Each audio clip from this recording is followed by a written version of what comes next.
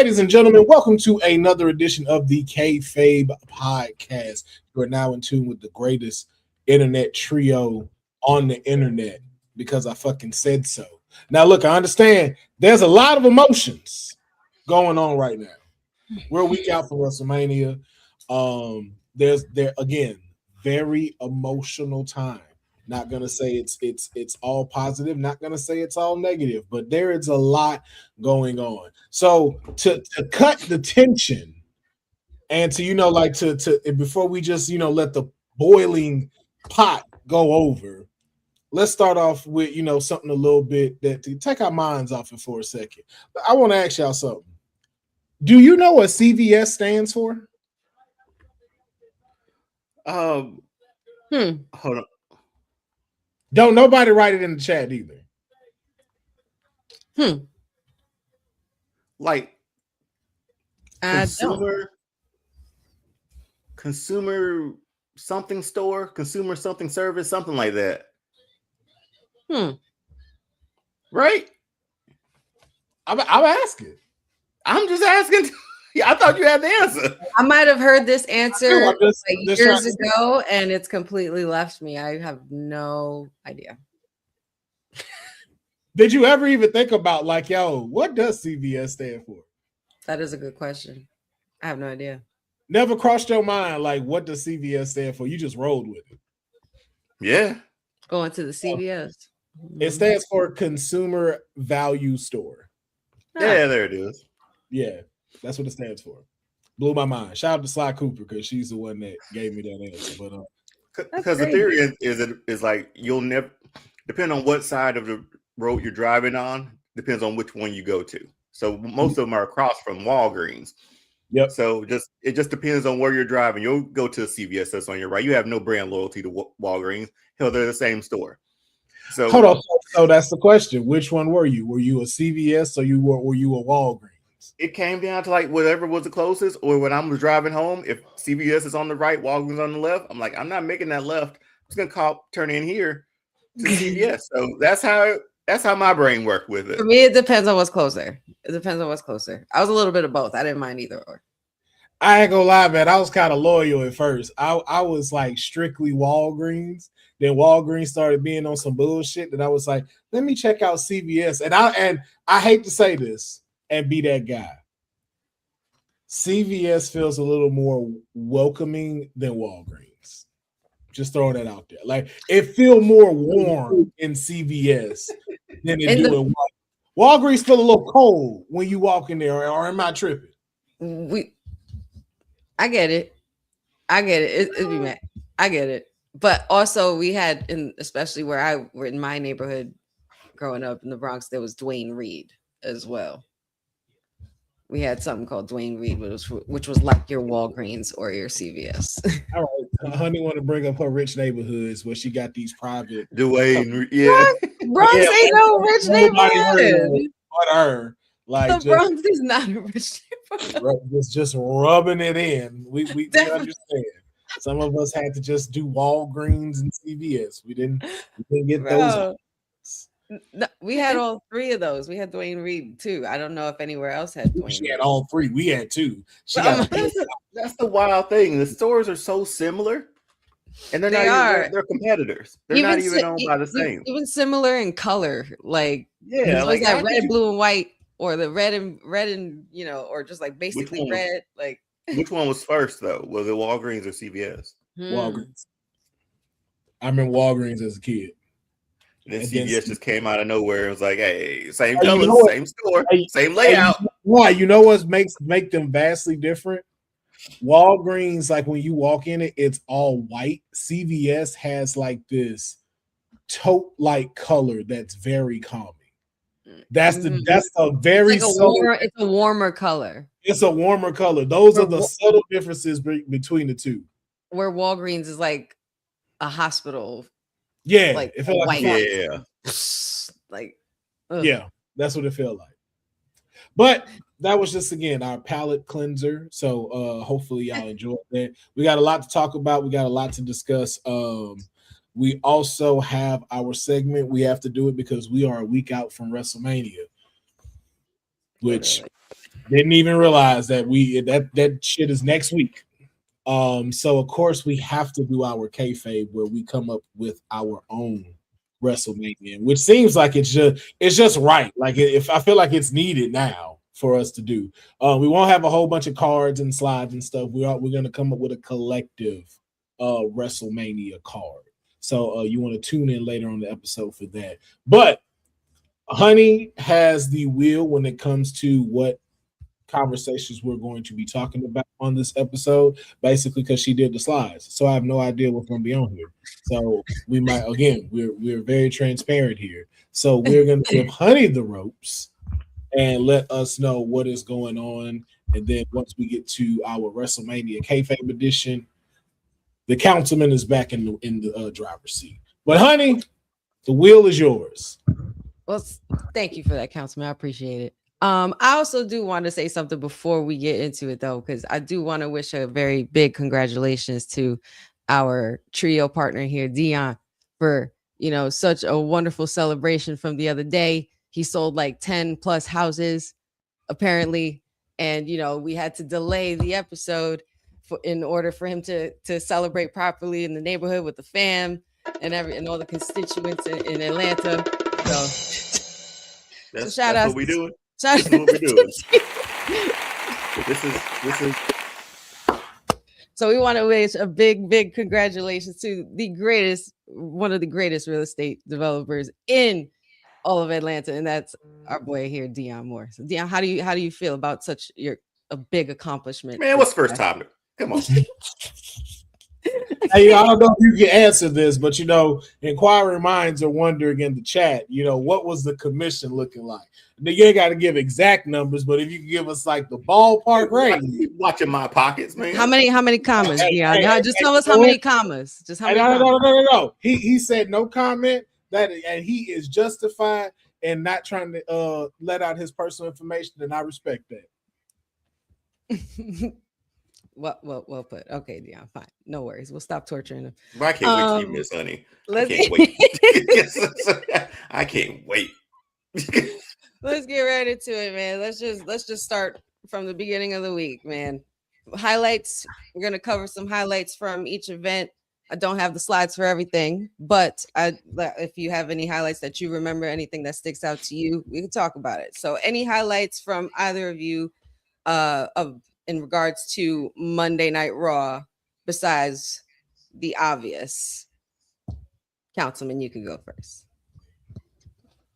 I'm gonna be honest, I ain't been watching Raw or SmackDown for the last 2 weeks. Oh, like ever since when Pat McAfee showed up, like I got busy. I didn't intentionally try to miss it, but I also didn't intentionally try to make it either. Mm-hmm. Understandably so. Yeah, I've caught the highlights and seen the things that have happened. What stands out for me, and it's always going to be Oba and Brock, and just again main event status all over, but opening the show. Boy, I feel like there's a lot to take off what you just said too, Will. The match that we were talking about being the main event that closed the show this past Raw, is gonna open up for ESPN. You got too many masters, man. Like this is like, say what you want about this man. It was still publicly owned. It was publicly owned. He had shareholders to deal with, but they're already serving too many people, man. Like, hey, ESPN, here's your opening match in the first hour of WrestleMania. Mm-hmm. It's Oba versus Brock. I mean, we could just go ahead into that. That is one of our highlights for today's episode. So, I mean, everybody's saying it. Then it's not just me saying it. It's not just us Kayfabers saying it. Everybody else is saying it. This should be main eventing one of those nights. It should be. Or co-main event, right? Like, that's the match on before. Like main event. Even though if you wanted to end it with the title, you could. But this still should be main event. But you broke that last year. You see, you broke tradition from Like the glass ceiling is cracked. You let us see that, like, hey, WrestleMania is capable of being closed out with a story match that does not include the title. And right now, this is your hottest story. These dudes have not said 4 words to each other, promo wise. All they did was like, this is what you would think is on site Roman and CM Punk would be, but it's not. This was what Randy and Cody was starting to get like, and then we'll talk about that. I don't want to go too far. Yeah, man. Yeah, no, there's it's crazy because everything coincides with the next, and it's just, I was discussing this with a friend yesterday. I was just talking about, there's never been a time where I've actually advocated for Brock to be in this main event more up until now. You know, any other time I'd be like, keep him away from the main event. It's the same old shtick. It's the same old crap. This is different. This is something that could lead to something more substantial, because not only is it Brock in the main event, but it's Brock putting Oba Femi over. You know, hold on. Because you brought that up in the statement you just made. Now, would you be saying the same thing if Brock wins? I don't, because a lot of people are saying if Oba lost, that wouldn't hurt him. Especially if you do it in the right way, not like, you know, him facing Kofi Kingston or Big E, but it's like, yo, like Heyman gets involved, and it's like, yo, that's what you had to do to beat me. I mean, I'm not sure if I would. I can understand it. Yeah. If it did happen, but like protecting Oba, this is his second main roster. Like, well, not his second, because he had a Rusev too, right? So and third, so like fourth match, right? Fourth match on the main roster, at least fifth match on the main roster on TV. We lose to Brock, man. I mean, does it slow him down? I think it could, because he's. But again, why though? You got to think about it. Look at, because we built him up so well, man. It's like that payoff. It doesn't need to be drawn out or another match with Brock Lesnar. Probably you could put the rocket on his back right now, and you got yourself a newly established superstar, which you need on Raw in the title picture too. So it's all about helping Raw past WrestleMania. It's going to be a detriment to it, because people still do his chant, people still say his name and do all that stuff. But the aura or the mystique he could have by beating Brock Lesnar at WrestleMania, he could run with that for a long time. But what if you end with Brock cheating to win? So it's not a clean win. Well, you can bring it back again. You can bring it back, and you don't hurt Oba. So again, I'm bringing this up just because of the fact that a lot of people are campaigning that this should be main event. I am still one of those people, but we also have to look at it on both sides of the coin. Everybody's kind of like getting on the favoritism because they feel like Oba is going to go over, Brock's going to put him over. But we said the same thing about when John Cena was going to get him at WrestlePalooza, and look what happened. Same thing with the whole Bobby Lashley stick, and look what happened. So there is always that percentage of, yo, what if Brock doesn't let Oba go over? I feel like I don't know what we've seen from Brock lately. Sorry, honey, you can go. No, I was gonna say, I feel like I want to stick with stick to my guns with what we even said last week. Like I feel like this kind of a situation should be a one and done. Unless Brock wants to get a lick back by SummerSlam, but I don't know how they'll be able to draw that out for as long as they have. Because they did a pretty good job with drawing this out from the Rumble up until now. So, I mean, that is a possibility, but I just feel like it would set the tone for two different things. If Oba does go over and win, what I would like to happen would be, you know, Brock to go on a retirement run, and for Oba to start dominating, and he'd be established and introduced as the new big man on campus. Like, I feel like you could kill two birds with one stone, and you got to create a big superstar, and then you're retiring a legend in the game, a future legend in the game, and some would say. And the build feels different than those other ones too. Like this one feels. Oba was getting a lot of the upper hand, but now it's sort of they're brawling. Like it evens. Like the way that ended Monday was like one of the perfect ends. I would have ended that one for this week like that. Like, oh crap, we got to get to the weekend after that. So who knows how this Monday goes, right? Right. But the build feels different, Will. It feels different to the point where like it feels different than those other times. Yeah, I can't explain it, but it just feels different. Listen, I agree with you. And don't forget, this is my client.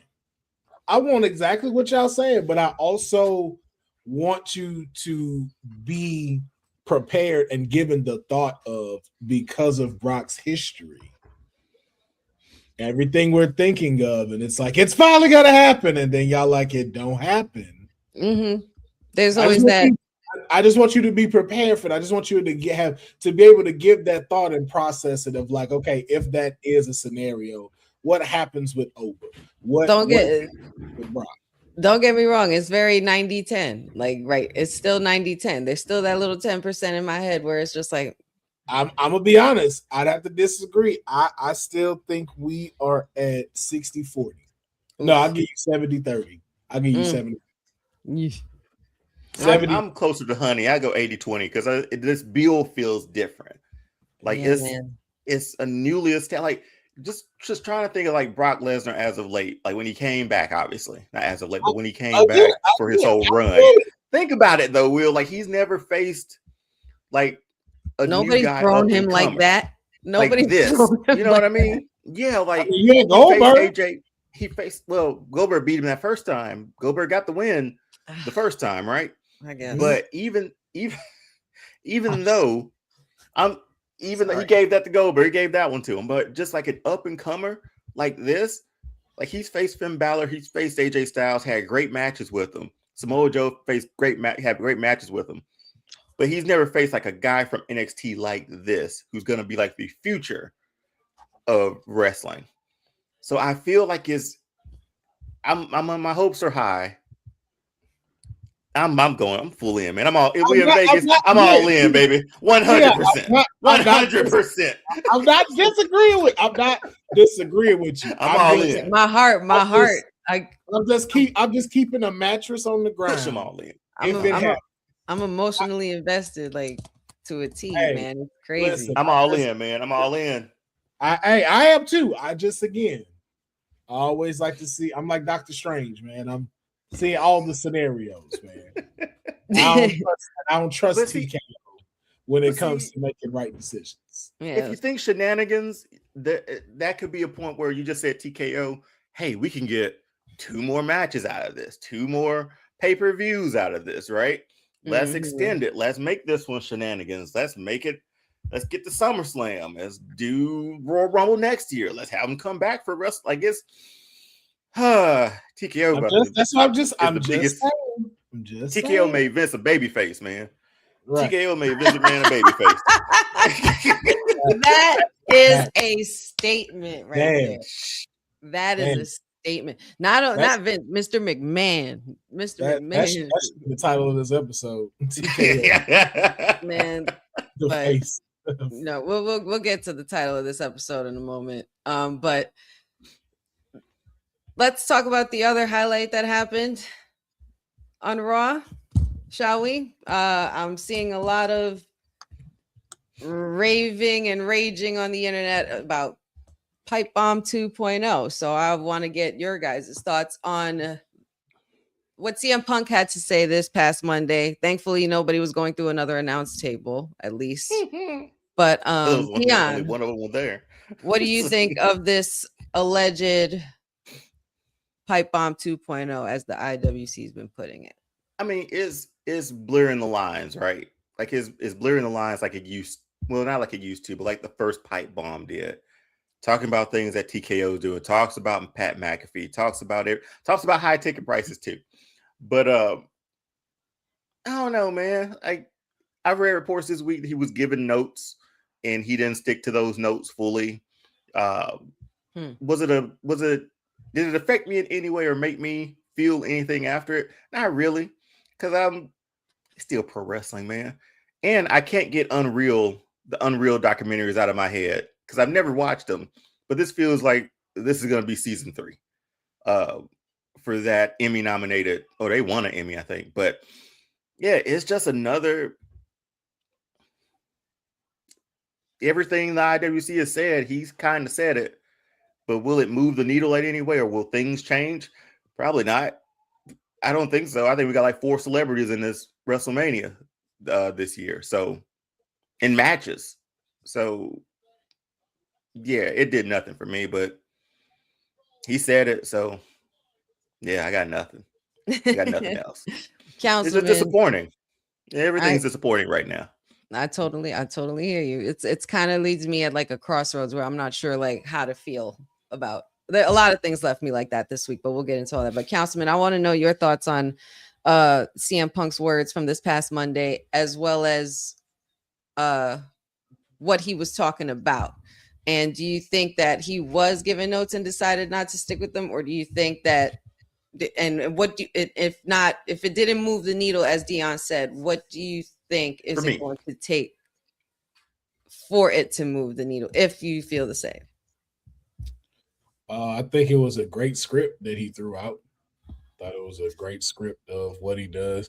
The thing about CM Punk's like promos and pipe bombs that he drops are, I always take them with a grain of salt, because I can never shake out the feeling that it's like you claim to not be these people you talk crap about, and you are. You are now The Rock. You're now John Cena, but you're that person posing as you're against the system. It's like they made you the corporate rebel, which is what you are. You sound like the corporate rebel when you do this. I'm going to go walk and do this, and it doesn't feel like, oh, not because I'm going to go off script. It's be like, oh, I have the belt, so I can say this, but they already prepared for me to say this, and I still don't go out of the means of to where it's where they have to cut my mic off.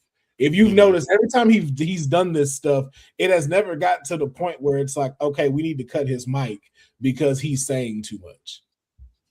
So a lot of this feels scripted now. And the fact that you want to still call this pro wrestling when you are the walking piece of cinema now, it's hard for me to ever take these things seriously. And the simple fact that, bro, you left, talk shit about this company for 9 years, and then when your back got put against the wall, you now all of a sudden wanted to come home. It's like, bro, like this, it's kind of like the Sami Zayn thing. It's like at this point, I'd rather you be heel. I'd rather you be heel CM Punk and go fully into what this is. And again, too, dude. I'm not mad at it, because that's the thing. I would love him to take the accountability of it, because it's like, bro, you didn't make the cover of 2K 2026 because you're the rebel that speaks for the voice of voices. No, you're a package now. You're a brand. That's why we go to Chicago so much, because we know it's going to sell out. People sing your song. You play 2K 26, the audience sings your song in the game. You're now Cena. You're now The Rock. You are an icon. And I would love to see you play into that rather than keep trying to push this thing. And again, that's just me. But I know people love it right now. But I know folks will start to weigh on that point when CM Punk is against someone where that doesn't work. I want to jump in real quick. Him as a corporate heel would be kind of dope. Like, right? As a, like, to know that he was like this voice of the voiceless for so long, and he becomes like a stooge for TKO, be like TKO's champion sort of thing. That's a new wrinkle in CM Punk, and I'd be amazed to see if like people would boo him, but I think they would, because he changed his whole presentation. That would be worth. Imagine completely turn your back. Imagine this WrestleMania this man beats Roman Reigns with a chair and shakes The Rock's hand at the end of WrestleMania. Man, now that's how you close out night 2. That's how hell just froze over again. CM Punk. That's like the picture. That's like the picture of Austin and Vince shaking hands, Mm-hmm. man. Oh, I got goosebumps, man. Because that again, here's the thing. This is why I hate. I'm awake now. I hate this. This show is like a double-edged sword, man. You know what I mean? Like it's a gift and a curse. Oh, this is so good. Damn, why my did hopes this are so happen? high? Why didn't this happen? Now night 2, I'm gonna be waiting. You hear the music? Nothing. Credits. What? I'm sorry, Dion. Man, can you imagine? Well, listen, that talk about a pipe bomb being dropped. that's kind of a crazy scenario to even predict. If you're bringing up TKO, this is a perfect way to just lean into that storyline with this. That would close night 2 perfectly. That's you'd show why that should close the show if you do that.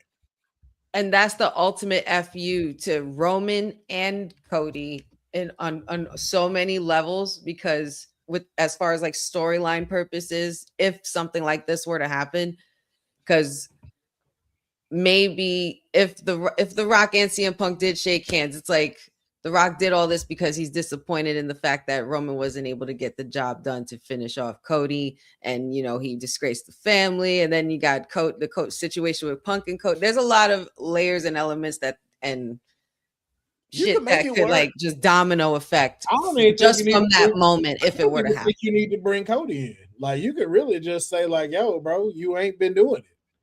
And you've let all these other people surpass you. Like, it could be one of the reasons. But I feel like you have a whole multitude of reasons, like you said, to use that you don't even have to harp on Cody. It could be like, yo, where do I start? Let's start with you first being tribal chief and what you done all the way up to now. But, that's just me throwing that out there. So with that pipe bomb, nothing really changed though, right? No, like discount tickets, right? But the thing is, again, it all kind of sounds corporate. Like it did again. This pipe bomb don't feel like your first pipe bomb. This feels like a scripted, talked about pipe bomb. Mm-hmm. Because we know damn well that first one wasn't scripted. Yeah, and it's like, hey, I get what you're going for, I get what you're doing, but it's like, yo, I don't feel it the same way I felt the first time. Like, I feel like, hey, like this is now y'all wanted to write another pipe bomb. And it's like, okay, let's go ahead and address it. But it's like ticket sales are not going to change in the way people think they are, but they do hear it. The point about it is like TKO has like a lot of money that they got to make up for.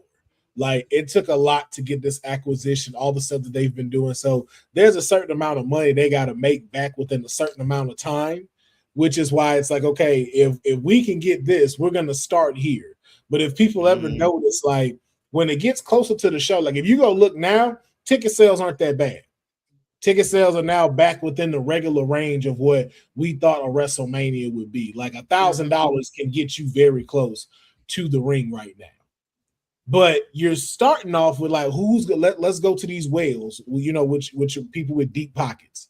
So who can we get to buy these packages first to get this experience? So they roll it out first and then decide they want to throw it up there. Now, the only issue with that is for other folks is it becomes, like you said earlier, Deonne, it's a double-edged sword, because take for somebody like, for instance, like Honey sees this, and then, Pachu decides to be a great husband, buys her tickets to WrestleMania, but now she still has to book travel. She got to book a hotel, which may be a little bit more expensive, because it's in a week. So she got to take with whatever prices are being given. So it's a very flawed system, but the thing is, there is a quota that TKO got to meet, and they are going to try to do that first before they worry about what the common folk, as they look at it, is going to have. Or you're essentially your average fan. Yeah. Mm. I mean, because they roll tickets and packages out early, and they only sell those like lower bowl to start off, or at least they did once before. So you couldn't get really much anything else. But yeah, man, here it was another CM Punk on the mic. It was fine, but it was cool. Yeah, cool. It's still. I still think I'm just Brock and Oba should close. same, and I'm just trying to not overanalyze as much as possible, only because it's next week, and I'm just gonna let shit play out because it's gonna be fine, honey. It's gonna be fine. They're gonna check off all the boxes you need for it to be a WrestleMania. Is it gonna blow you? Is it gonna blow your mind? Maybe not, or maybe it does. It's not like surprise. Yeah, it's not like there's not room for surprises to make this something incredible. It's just right now we're just seeing with everything that's going on. Is that something you're going to execute, or is this going to be something that's last minute? But there is still a percentage of where, hey, we can hope that this is good. Like, if we look at the card isn't bad. No, it's just not WrestleMania caliber as to what we're accustomed to. Like, a lot of this stuff feels like, hey, watch this on Friday Night SmackDown, or hey, this is going to be on Backlash. Like, that's what it feels like. It feels like we're just getting two regular PLEs 2 nights in a row. And WrestleMania, and we talked about this. WrestleMania used to, the AJ Styles said it, right? WrestleMania used to feel special. Like, yeah, I've been going back like these last few days, like just watching old ones, and just like the New Orleans one. Like, oh my God, like just the set of the New Orleans by itself. I'm like, okay, this is something. This is special. Yeah. And then looking at this card, I'm like, yeah, these will be good matches. I'm sure of it. But just that Mania sort of anticipation, the build hasn't been great.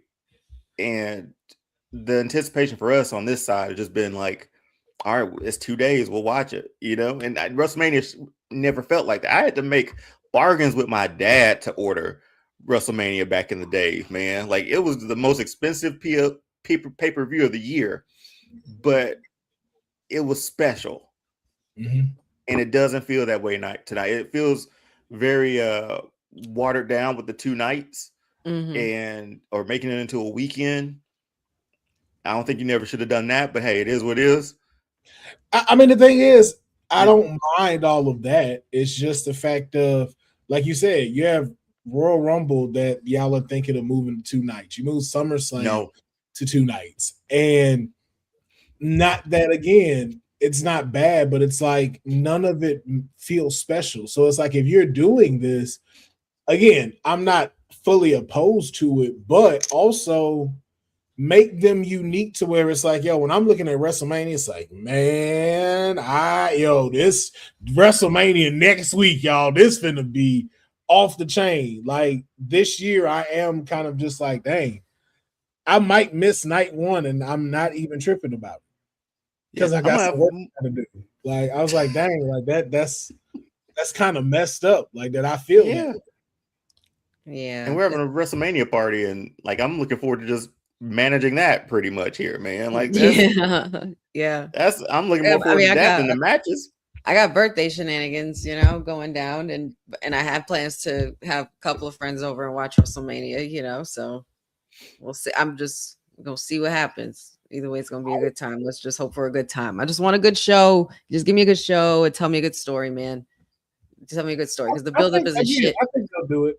I think you'll have something that just like y'all remaining hopeful fully with the Oba and Brock thing. I'm going to try to do the same. All right. Holding on to hope. Look at that. I love that. So also on Raw, I don't have the slides for these, but we did see some action, one-on-one action with Bayley defeating Lash Legend. A lot of shenanigans ensued that included Shar Bliss and, of course, Nia Jax. We saw also Seth Rollins vowing to stop Gunther at WrestleMania, and Gunther went on the attack. We saw a great match with Penta, Javon Evans, and Dragon Lee defeating Los Americanos. And also saw that Rey Mysterio revealed he would be included in the Intercontinental title ladder match. So it's now 6 men in that ladder match. Becky Lynch interrupted AJ Lee's interview with Michael Cole. Okay.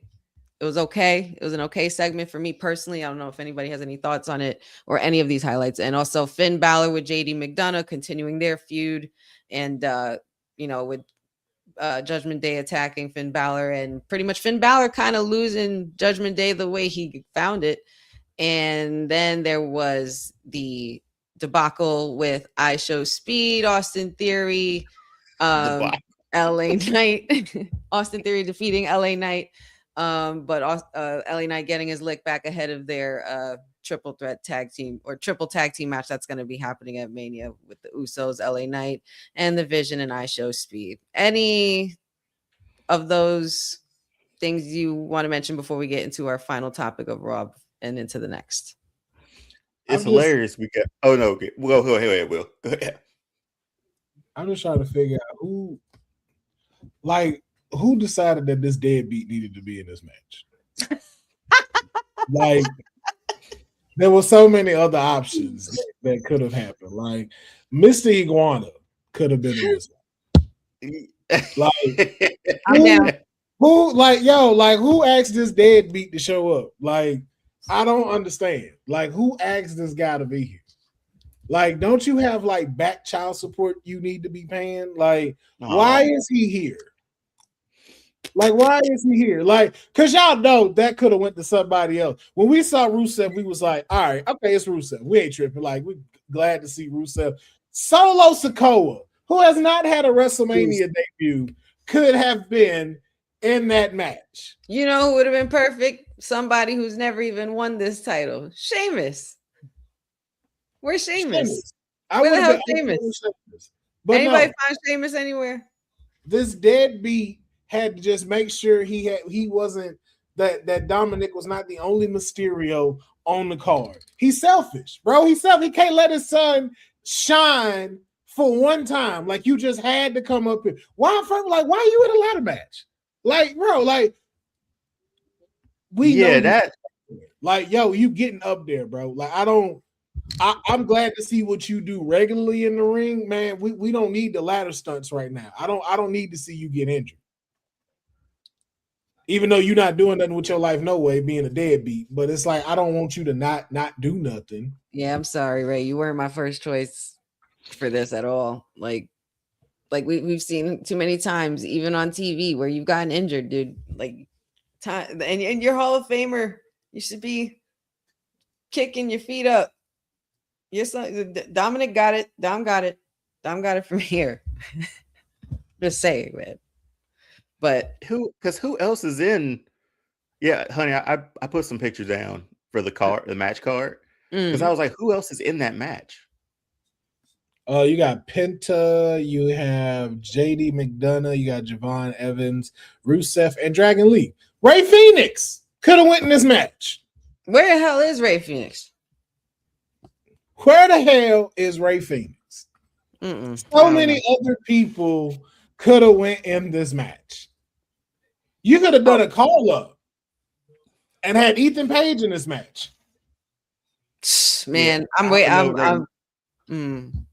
Mysterio at what age is in a ladder match? I don't like that, man. I don't know.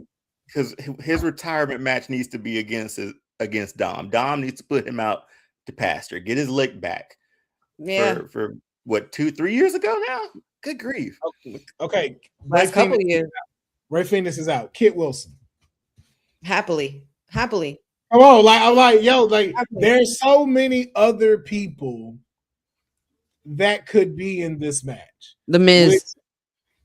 But again, and it goes to what we keep talking about, and what the problem is with this is that TKO needs to make a certain amount of money back. And so the problem is that it's just, you know what it is? It's just like the movie industry. Like, so instead of us going after original scripts and stuff, like, we see Sinners did great. And like now we're starting to see that shift move a little bit. But at one point it was like, yo, all we doing is reboots. It's the same thing with wrestling. It's like, hey, we know our future talent is doing great, but we just don't trust that they can pull in the amount of ticket sales and money that we need to make off of this event. So we need to bring in our older talent, the one we know people are going to come see. Oh, reliables, man. Yeah, and they don't take a gamble on the people that they've built up. It's like we're going to sprinkle a few of it in there, but we're not going to put so much in there. Like, do we realize like we're a week out and how many people do not have matches at WrestleMania? Io Sky is not on the WrestleMania card this year. Asuka, no. Ain't that crazy? Because what's the rumor now that they're waiting to see? They're not waiting to see if like the Liv and Stephanie thing goes. Is there something? No, something's waiting. No, they're fine. Okay, there's a hold on. I read there was a hold on either Asuka. Okay, I think that's what it was. It was like a tag team match sort of situation. Yeah. Putting the Kabuki Warriors in. With the Kabuki Warriors. Yeah. But I don't. Yeah, but it's the fact that they tore down. Io was part of that triple threat that tore down the house last year, and you're not on the card. Oh, they haven't found you anything to put on the card? Nothing. And just say you just ate a pin. Did she just eat a pin last night? Yeah. Well, we're gonna get into that because that's also that's also another match that happened on Monday too that I forgot to mention. It was Rhea Ripley and Io Sky defeating Michin and Kayfabe, but of course they were both getting attacked by Jade Cargill with the kendo stick and everything like that. And then of course we got into the Brock Lesnar contract signing and stuff. That didn't make no sense because why was that on Raw? I was like, I have no idea. I was just like, wait a minute. Aren't this supposed to be SmackDown? No, SmackDown. But again, like so many people that you would think like, hey, should make this card not. Carmelo Hayes is no longer on this card. Solo Sikoa is not on this card. That's a shame, man. Shinsuke Nakamura is nowhere. Well, again, he ain't been on here like that, so I get it. But folks like El Grande Americano is not on this card. Both of them aren't. Both of Grandes. So is the tag team championship from SmackDown on this card? Nope. Okay, they will be in battle this Friday in a street fight against the Wyatts. See, this is pointless. This is pointless stuff, man. You already had MFT versus. You could have still ran that and paid that off at WrestleMania with those two teams. Hey, and then we're having the Andre Battle Royal, which I bet anything they're gonna make Carmelo Hayes win. Watch he win that. What are we doing, man? If he wins that, I'm gonna be pissed off. I would be so pissed off. I get El Grande being on AAA, but that group has been putting in work across all brands. All of them. You mean to tell me we don't get mass versus mass for El Grande Americano? Like, it's just, again, like there's certain matters of like who has been doing stuff consistently this year. Practically 4 shows a week, every other week or every week. Freaking AAA, NXT, SmackDown, and Raw. Like you got to be freaking kidding me. I just thought about that. Tiffany Stratton is not on the WrestleMania card. This stuff writes itself, man. Like, what are we doing? Given what you've given us within the last month or so, or let's say this past year, the last 4 months of this year, the first 4 months of this year, you got 2 El Grandes walking around. And we haven't amassed a single one. One's called the OG, and one's just called the. There's your match at WrestleMania. Hell, put that on an hour before. People tune in to see that. Yes. Who else we got? The tag team division. MFT has been going against the Wyatts back and forth for this lantern and all this. There's your story. Let them wrestle at WrestleMania. That's your tag team match. I think we're okay with that being a WrestleMania match, because you get the Wyatts and MFT, you get Solo his first WrestleMania match. Like, it's so many things. Like, I think they're trying to be too cute with a lot of things too. Too cute and trying to do what you said, Will, bring back the old reliables. Be like, hey, we can count on this person to push tickets. That's why John Cena is. That's why John Cena. I was just gonna say, like, damn, and I said this a couple of days ago. Like, damn, you guys didn't even let this man enjoy retirement for not even 6 months. For one WrestleMania, 6 months. Like, you can't let him watch WrestleMania for a change. Raquel's not on the card. Like it's just stuff. But you got to keep this in mind. Like TKO is pulling from an old playbook. What you're trying to do is you're trying to bring back, you're trying to follow the same formula WrestleMania 1 and 2 did.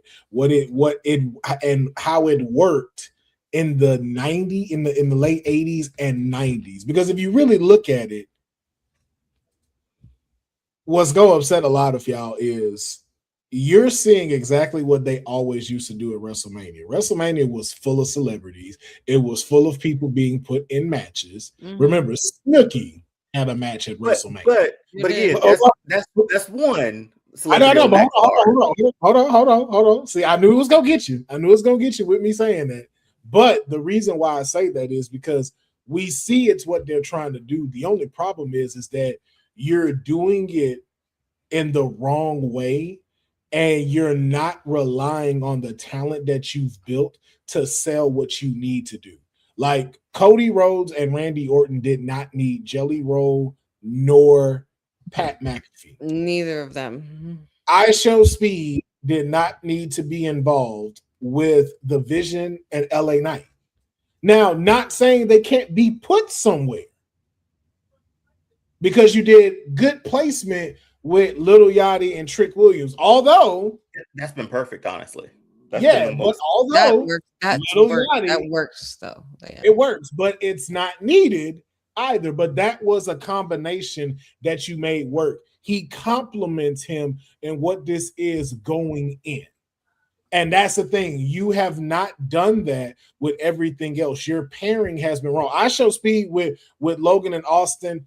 It's cool, but it's just like there's a lot of moving pieces going on that he wasn't necessarily needed to be included in this. This match was okay with it just being the Vision, Usos, and LA Knight.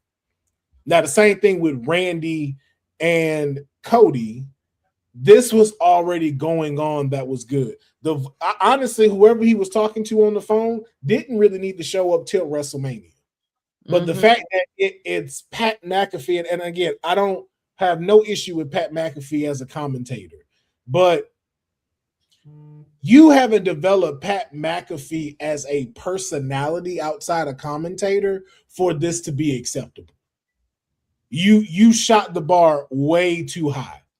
Like, we don't know Pat McAfee like that. Like, you remember when Michael Cole made his segue into being a active character. His transition made sense. King's made sense. Even JR, when he had to go in there, it made sense. For this one, it's like, first of all, when did you go heel?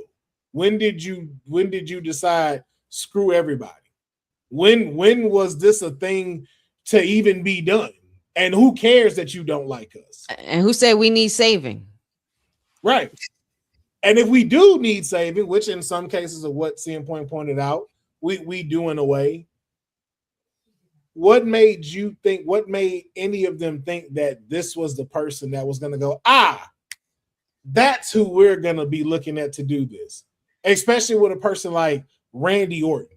Like, if this was someone newer, if this was someone around the time, maybe 5 or so years ago before Pat McAfee came out, and they're kind of in injunction with each other, that's cool. Exactly. But with a legend that you have like Randy Orton and so many talents that you have available to you, because one of the people that you're tearing down and trying to take money away from, which is Ric Flair, which he just aired out in a rant on Twitter and on social media, you could have had him being the one that's giving Randy voices.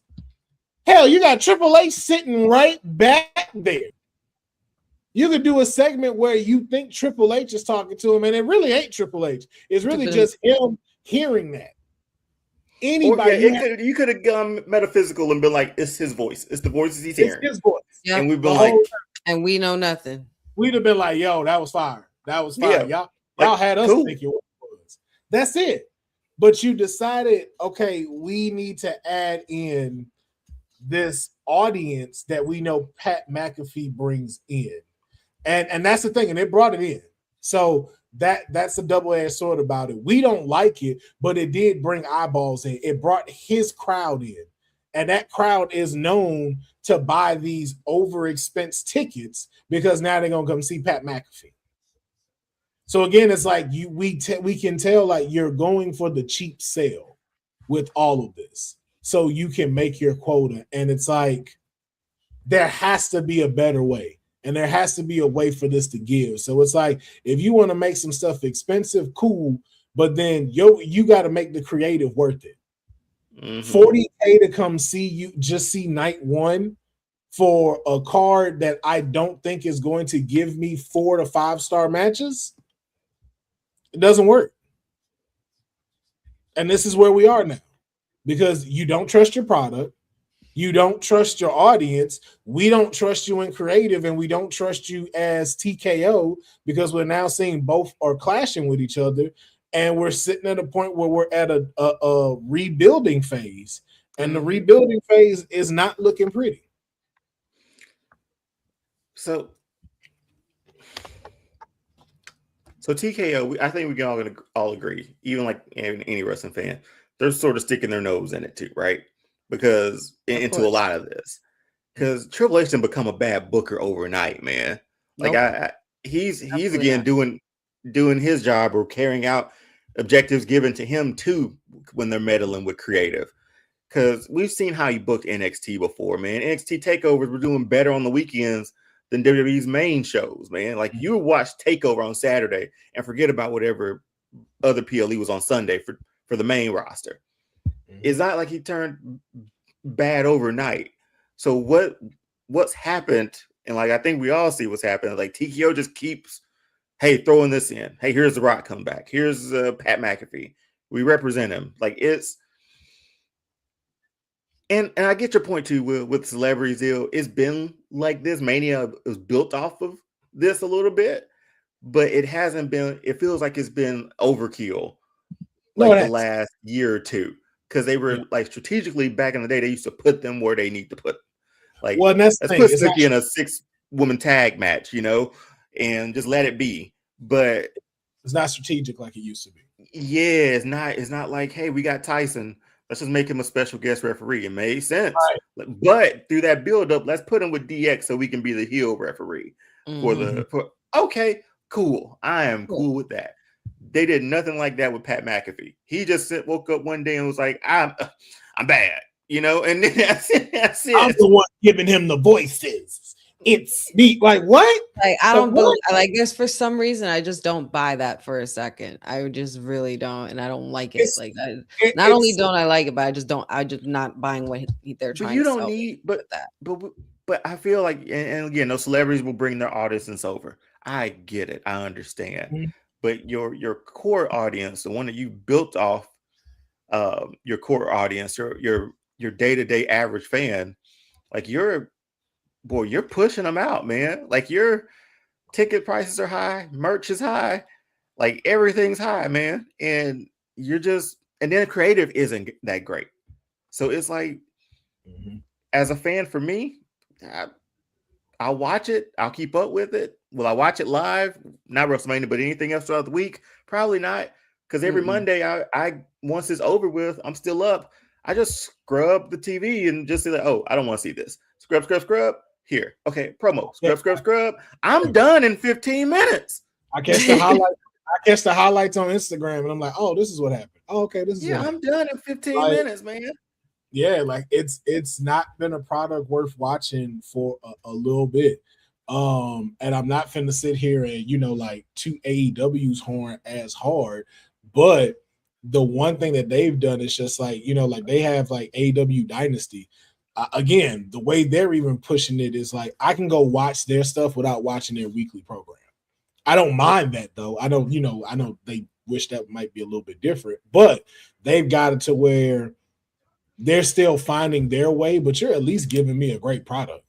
Like, do I want to be sitting here for 3 hours watching y'all, almost 4 hours watching 13 matches? No. But will I say them matches weren't fire? Absolutely. They were all of them put on like they needed to. And if I was AEW at this point, I am doing everything I can to get those fans who turned off WWE for a while. I'm figuring something out. I don't know if I trust them or not, but have their creative to figure out something to bring fans in. Their tickets are pretty affordable. Like, They're going. It's Yeah, moving but this is a over. perfect opportunity though, too, Will. Like, hey, you don't like what's going over there? Like how they started. Come Yeah, on over here. Let's show you this over here real quick. And maybe they'll pull some people. yeah. But the only thing that they need that they're not using properly is your marketing for that. So something that, again, even for the title of this show, it's a good thing that Honey named it this, because this brings up another point about it, is that most people don't know the difference between pro wrestling and sports entertainment. No one has came out and explained the difference in what that means. And for AEW, that's what they're more heavy relied on, is pro wrestling. So if you start to let people know what pro wrestling is, and you're preparing us to come see the product, and it's like, okay, so this is the difference between pro wrestling and sports entertainment. So, okay, sports entertainment is more of storyline, dramatic characters. Okay, so that's what I'm used to seeing in WWE. So if I decide, like, okay, I want to, WWE isn't giving me what I need like it is kind of currently. So it's like, okay, oh, let me check out this. Okay, let me know, what is pro wrestling though? Okay, I'm going to get less of this, you're going to get more of this, and then this is exactly what this is. So then people know what they're going in for, and not going and trying to compare it to something that they're familiar with. And I think if they started doing marketing that shows that, to tell them like, hey, we are a pro wrestling company and this is what it is. Kind of like how WWE used to do when they were at their home office, and they would have the superstars walking through the office and shit. And you see Stone Cold right there. Yeah, like have AEW start doing those type of marketing campaigns. I guarantee you will start bringing in more audience.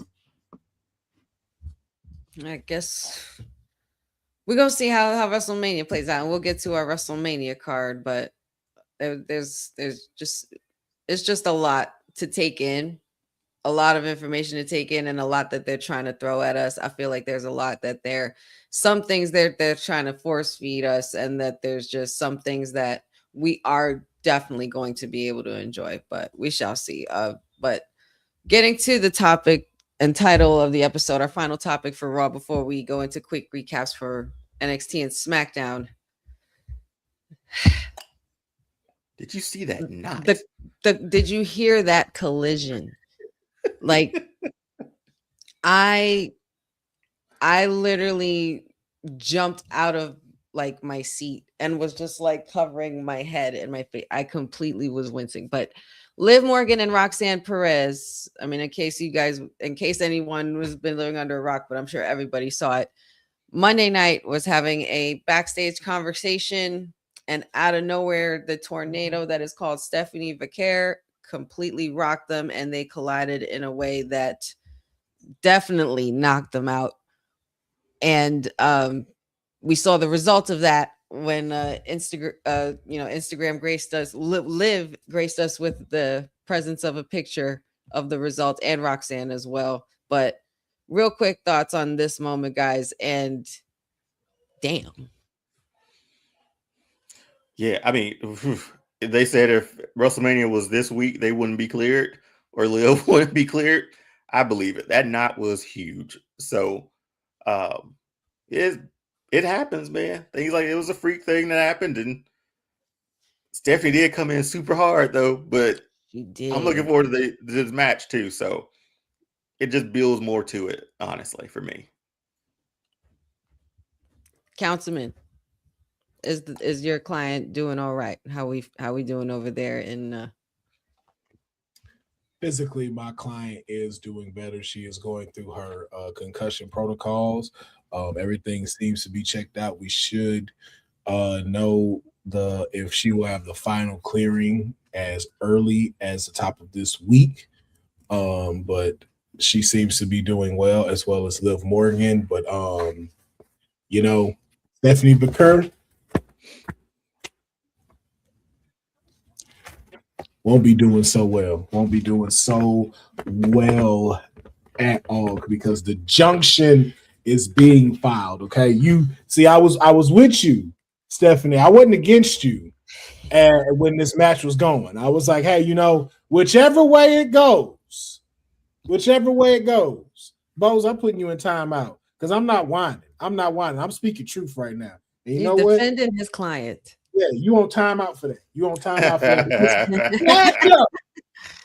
About anything I fit to say about my client and you calling it whining will not be tolerated today. Okay? I will support Stephanie. I will support today. Not today. Not See, the blue folder today. even matches the stitch. Okay? Not today. All right? I was supporting the both of them, but when you decided that you're going to involve my client in your wrath, and she just got back. Just got back. You got some nerve. You got some nerve. During April Avocado Month as the Tito's, and that's how you treat a fellow Latino man. Like, yo, you know what? I don't know how they bred them in Chile. I don't know how they bred them out there. But I will not stand. I will not stand for my client to be put in physical danger during times where she is at her vulnerable, going through a moment with one of her fellow Judgment Day members. You done messed up, Vicar, whatever they said. I'm coming for you. I'm coming for everything you got. All right. You are going to pay in full for my client's medical bills, therapy bills, physical therapy bills. You will be on the hunt. But I tell you, I'm going to take everything all the way down to Miles Bourne's earpieces after what you have done. Oh, my God. Everything. I was waiting for it. I will be titleless in Seattle when I am finished with you, Stephanie Vicar. Ooh, strong words, Councilman. I knew that was a gnarly knot too, man. Like that was both of them.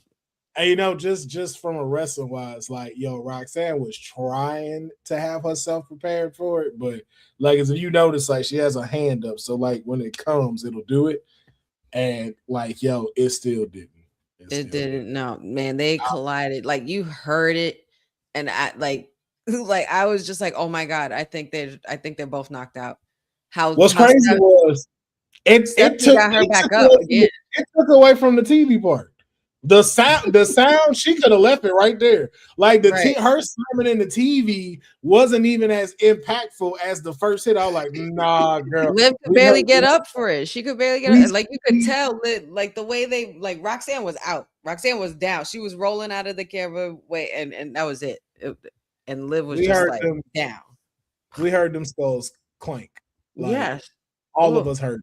Everybody caught that. Like you didn't even have to pick her up after that. Like we were like, no, nigga, like yeah.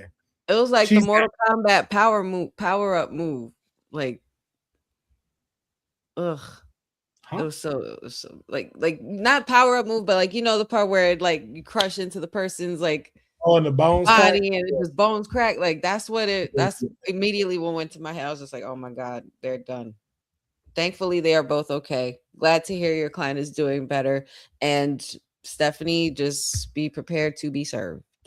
Be prepared. I don't think Stephanie is a face. Like, why would you jeopardize a WrestleMania match with your shenanigans like that? That was rather brutish. That was very heelish of Stephanie. Yeah, she is clearly unhinged. She is clearly not well.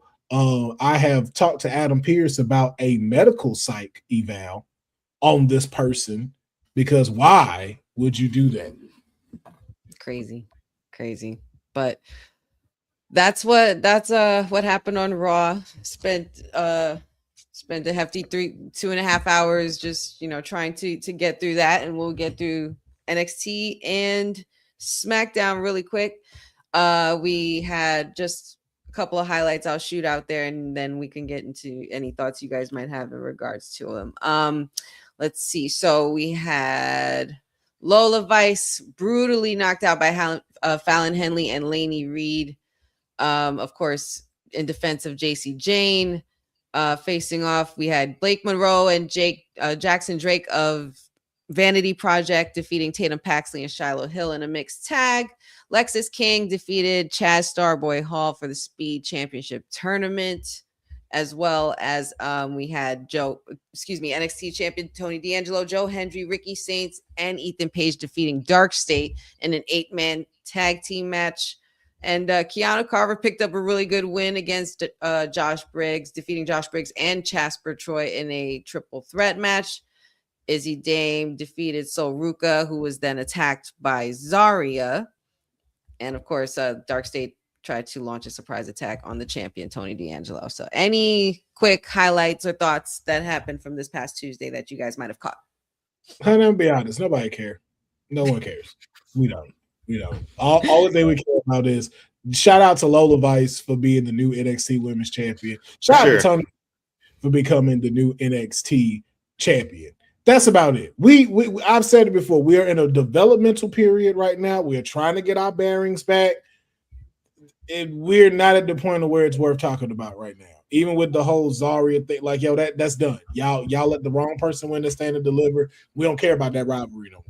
Like, so you just own the same thing. So we already know, like, hey, Jada Parker gonna face Kalani. That's gonna be a great match. Like, we can breeze past NXT. Just letting y'all know, it's Mr. NXT himself. We getting it back together. We developing stars. We will get back to you at a later date, but it's a restart. Yeah. And they're getting a little reset with NXT Revenge, which is going to be a 2-week special event for WWE NXT brand. It's going to be beginning from April 14th and also the week of April 21st, where we have a couple of matches that were already being set. So far, there's Tony D'Angelo and Ethan Page, as well as Jada Parker versus Kaylani Jordan. So at least there's something to look forward to after the debacle and Stand and Deliver. Quickly on to SmackDown as well. I'm gonna go with this first because I'm very happy about it. I'm glad we got debut of Royce Keys on the main roster, and we also had Jacob Fatu and Drew McIntyre. Once again, we had a brutal beatdown. We also had Jacob Fatu being terribly handcuffed and completely undone. That kept being undone every time by Drew McIntyre. We also have Sami Zayn and Trick Williams. Also other highlights including this waste of 20 minutes. And also, by the way, night 1 tickets are 25% off. But guys, thoughts on SmackDown? You guys saw the watch along. You guys saw me on it. You guys know I know what happened. What did you guys think of SmackDown last night? The highlight of SmackDown was that Honey sat through that for 3 hours and didn't go to sleep. Like that was the highlight of SmackDown. Appreciate that, man. I appreciate that. We did have other highlights that we will get into, but yeah. And wasn't gonna lie to you, honey. Emily had a cookie decorating class last night, so I was home alone. Put the boy down at 7. I was like, man, I might hop on with Honey tonight. Took a look at the card. Then 8:00 started. I looked at 8:00. I was like, you know what? I'm gonna have to set this one out, man. I watched Monarch on Apple TV. Fantastic show. You made the right choice. You made the absolute right choice. The only thing you missed of SmackDown was that Danhausen wrestling. That was Danhausen. Danhausen and Kid Wilson was a highlight in itself, pretty much. Yeah, and I saw that on Twitter this morning. Exactly. So you missed nothing. You missed absolutely nothing. The crowd's really behind Danhausen, though. Like, hey, he's done. He's so over. He's doing something that I think like that was always refreshing in WWE, and that's having a character there. It ain't necessarily just a wrestling character. It's like, yo, what you could do with this person, and it works. We like that stuff. We like stuff like that. Because there's a video from past week. He was at WWE headquarters. I don't know if y'all saw that video. That was a funny video, and he feels like he feels like a mascot. And that's no knock against him, right? But he feels that's what it is, though. Like it's not, like, and again, it's not disrespectful. That is what it is. You are the personality. You are one of those WWE personalities that people are utilizing. And personalities can go a very long way. And even just his wrestling, like if he wrestles on, I mean, that was his first match, right? Yep. But he's been here forever, and he got over not even wrestling in WWE, which is amazing. Not even a match, and he's over. Just personality alone. But again, that lets you know how much this crowd appreciates that and wants that. Like those are the things that we thoroughly enjoy seeing. And that's why it took over. And him just being himself as a character he's worked on for years. And we love it. You played the card just right. Now, why you can't do that with everything else is a mystery to us. But you know, you're doing it. We're down. Yeah. And the whole, you know, the whole thing with Kit Wilson on the top rope and him cursing him at the bottom, that was hilarious. I was just like, okay, like now, like as the weeks are going by and every time Danhausen appears, I am more and more understanding what his role is here. And it's working for him just fine. And I might have been a little too judgy at first, but I'm with the shits now. I get it. I totally get it. To be fair to Honey, though, him coming out during the Elimination Chamber, I felt like that was a bit much. Like, especially with like everything that we were again, that double-edged sword of being on the show, like what we were anticipating to happen, and then that happened. It's like I can see why she felt the way she felt. Yeah, we were anticipating a lot that night, and every night it feels like. And when that happened, we was just like, oh man. Yeah. Like, who the fuck is this? Because remember, we kept going like, what's in the crate? And we had some great ideas for that crate. We had some cool ideas. We did. And so, you know, like that's why I say I can understand Honey's point of just like, yo, like all this stuff we didn't thought of in our heads. And it's like, who the fuck is this raggedy bitch? Right. But I also feel like there's places in wrestling for this too. You know what I mean? Like it's a comedy act, it's a mystical sort of act, which I always love, right? Yeah. But I feel like there's places like that for his act and to work well in wrestling, and it has since the Chamber. I don't know how the pyro button went off. You know what I mean? But it's cool. It's fine with me. It made me laugh. It was like it's perfect. It happened to Kit Wilson. And yeah, it couldn't have happened any better, man. This guy between him and Miz, they just got no luck. Yeah, our truth is chilling. Our truth be chilling with Danhausen in the back, though. It's hilarious. Yeah, that's what I need to see more of. I need more of that. I need that too. So just debuting like Royce Keys in a match on, could we have saved him for after Mania, maybe? Or was this a good debut spot? Or I mean, to say like I thought he was gonna be on NXT and it's like, nah, SmackDown, I'm not mad at it. No. Mm-hmm. And it was a good match. Yeah. And especially how long we waited for Julia to get on. Like I definitely didn't want to get where he don't have that hype no more or something. Mm-hmm. You don't want him to be lost in the sauce. Yeah. I didn't want him getting lost. So it's like it's cool. Could it have been after Mania? Absolutely. But again, he made his debut at the Royal Rumble. So it was like, bro, you already technically here. So it's like, okay, let's go ahead and just make this happen. Yeah, and he had main event matches too. Yeah. So yeah.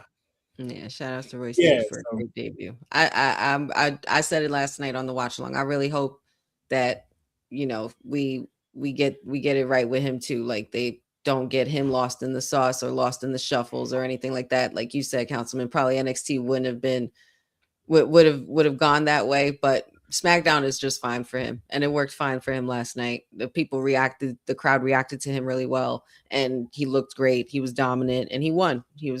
So not bad for him.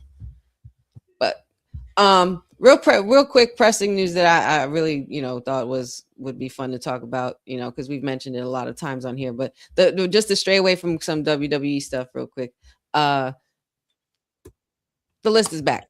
Did he bring the list back? Oh, the list is back. He brought the list.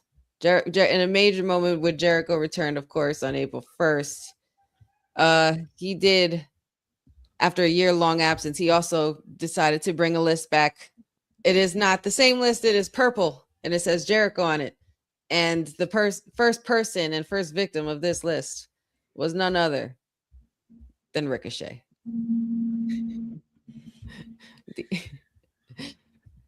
Anybody? I know Courtney would be very excited about this, but I like the jacket too. Maybe not for Jericho, but I do like that jacket. No.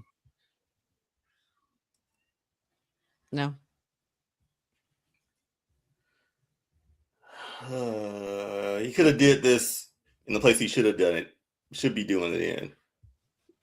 Now it just seems like we're rehashing up. Like, what's the point, man? Like, what's the I'm like, bro. You could have been doing this in the place you should be doing this in, and you're doing it here. What's the point? It's to give the middle finger, man. It's to give the middle finger. Who cares, man? He's making more money in AEW than he probably would have made. Well, who knows? But it's a lighter schedule. Well, WWE don't do house shows anymore. Damn, I don't know. He should have went home. He should have went back to where it all started, and he could have went right into this in a new feud. He's had the Cody list, right? He's put together a list while he was away, and he's just marking off people that he's gonna come after or wrestle. That could have been his line in WWE, but now he's doing now he's doing this in AEW. Jericho's better than this, man. At least I expect him to be better than this. Well, for the context, if anybody didn't see what had happened, when Jericho did return to AEW, after addressing the crowd and claiming that he has returned home and ended months of speculation about returning, he was interrupted by Ricochet, and who, of course, of all people, but he's calling him too old and suggesting he go back to touring with Fozzy and all of this.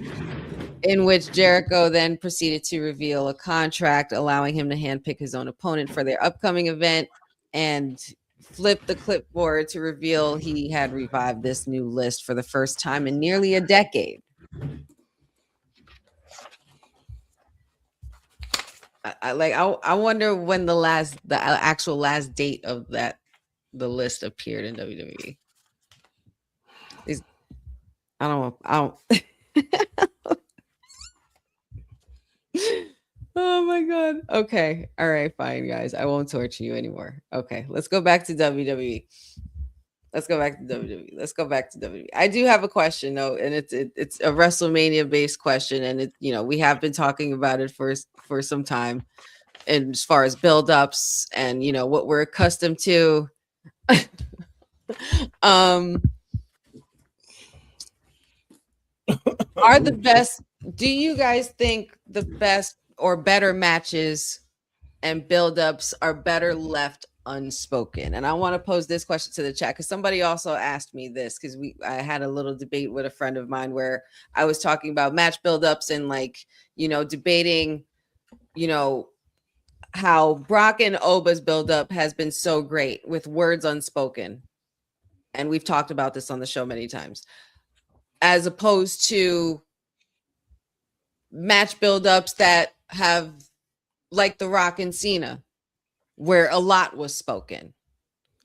Where do you guys find the line as far as what your favorite kind of build-up is and what you like for your build-up for leading up to WrestleMania? Councilman, I'll start with you.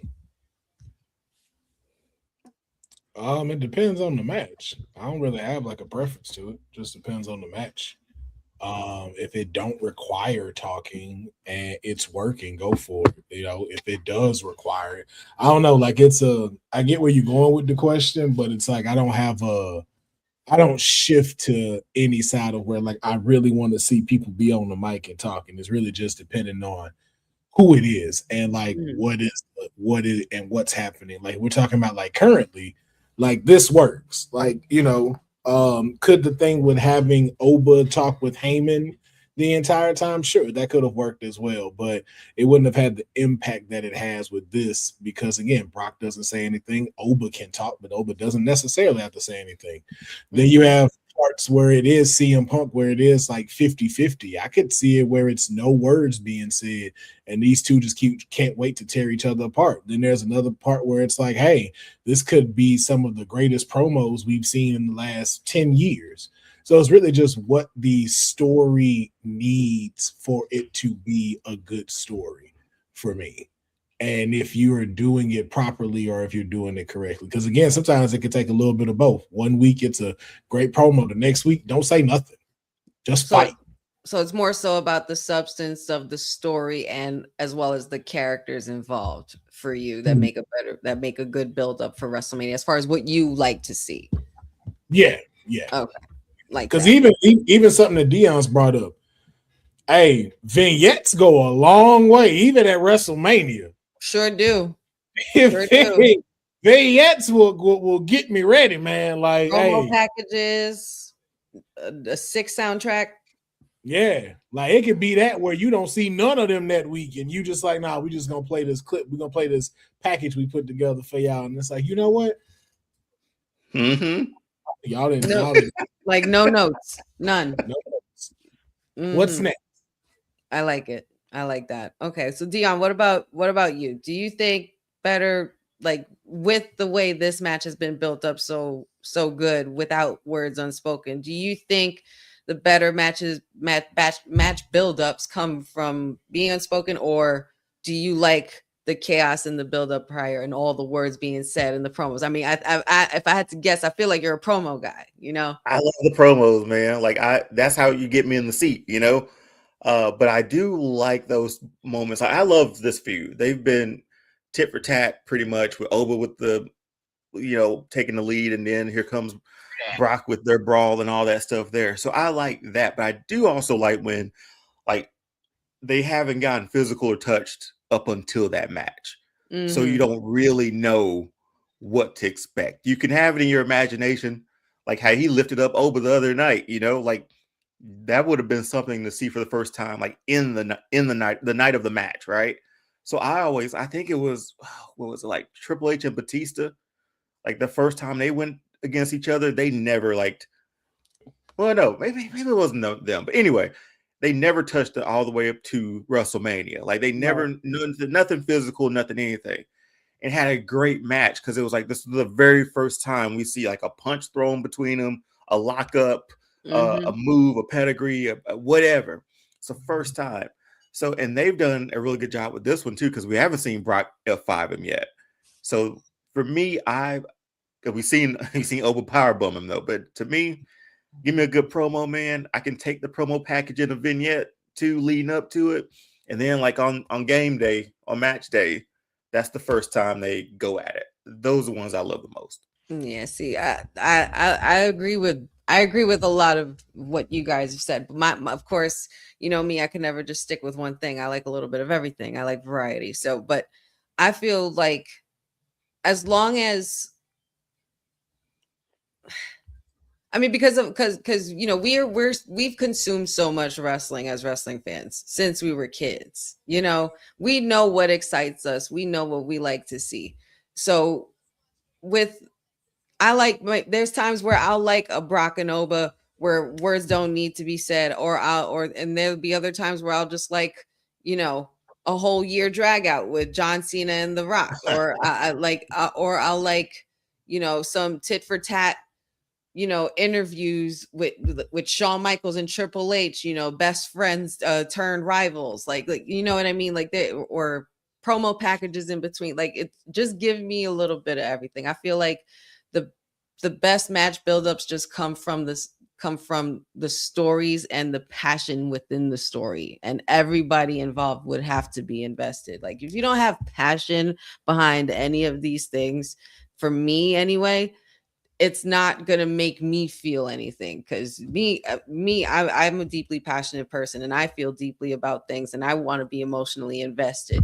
So I feel like the best match buildups come from what you feel from what they're showing you, and you can either like it or don't like it. And I think it's very interesting that we are in the dynamic that we've been in because of, like Will said earlier, we've been so accustomed to that big build and, dragging things out. And, but also I believe at the same time, the best stories just write themselves without even trying at the same time. Like Randy Orton and Cody does write itself without anything else involved. That's 20-year That's 20-year history right there between these two men. You could have literally drug this out in any kind of way and then brought all the celebrity crap you wanted to put on it at WrestleMania. I could have waited until the day.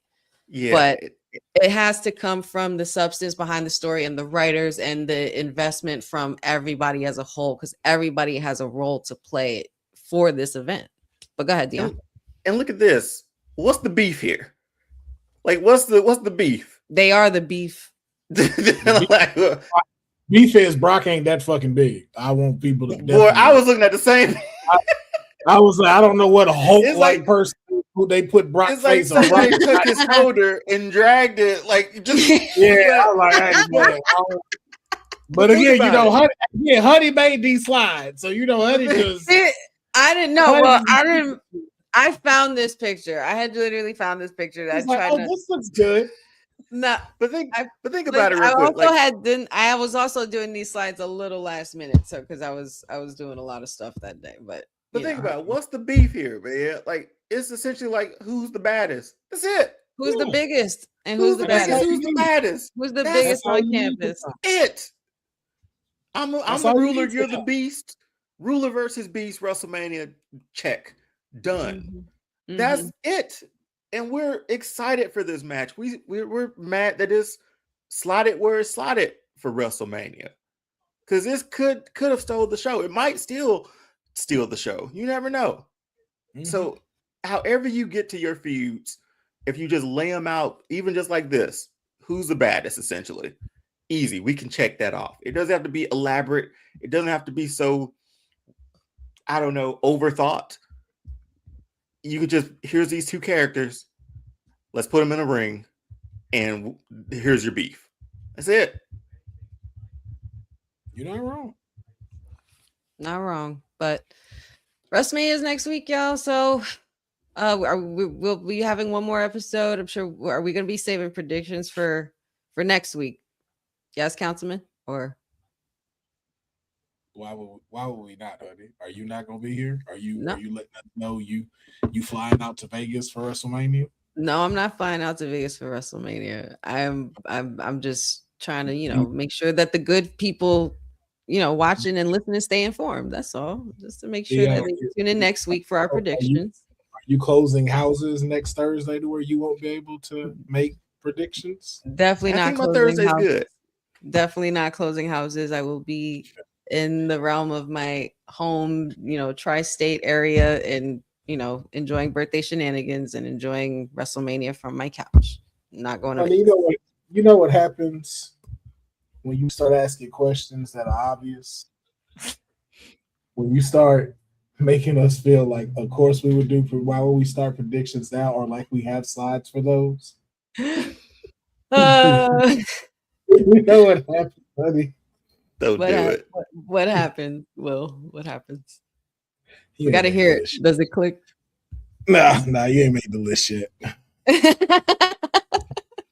I'm saving that.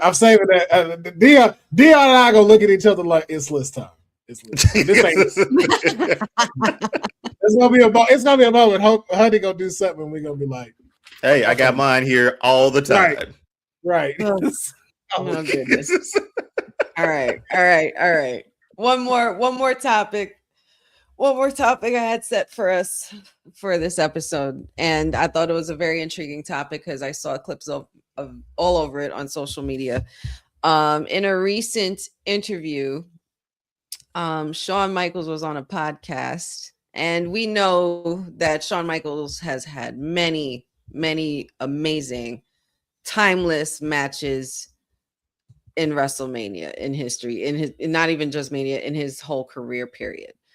But one in particular had never happened. And a lot of us, if you have been fans of WWE for a long time, you might have noticed this, but there's some people still out there that really don't know.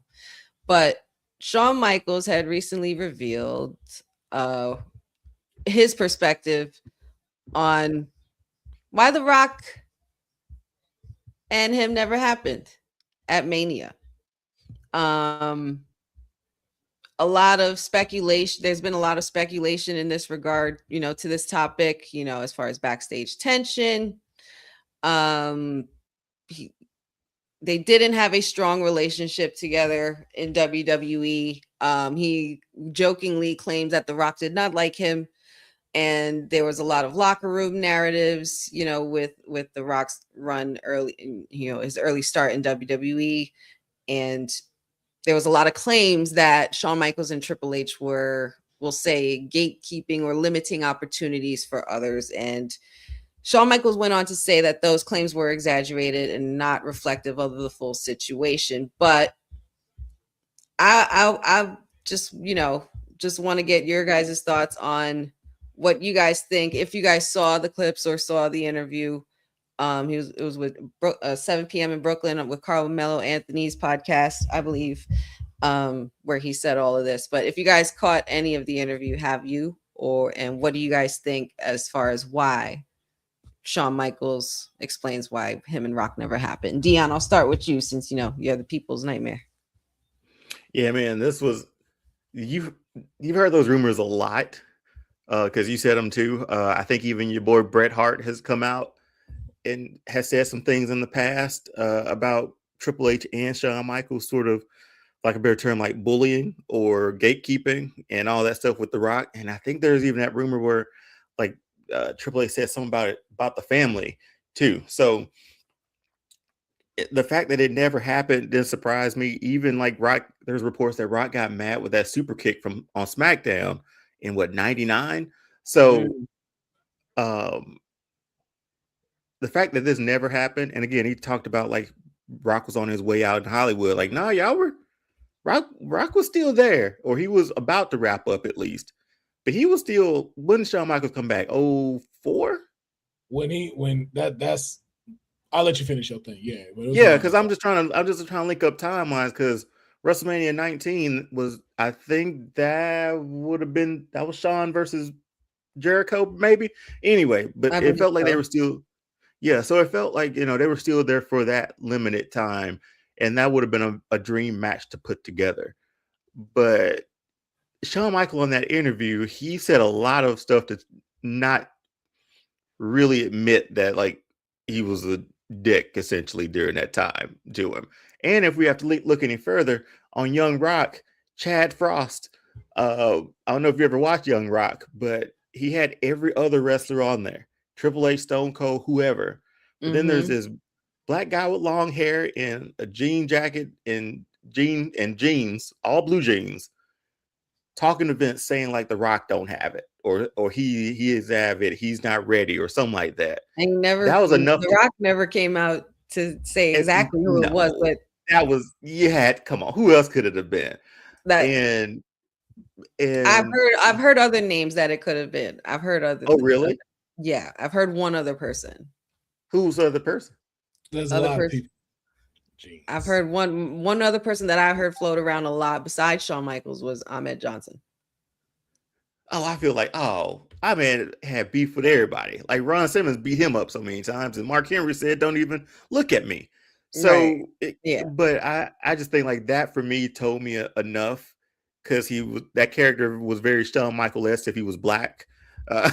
So it's unfortunate, because that would have been one hell of a match to have too.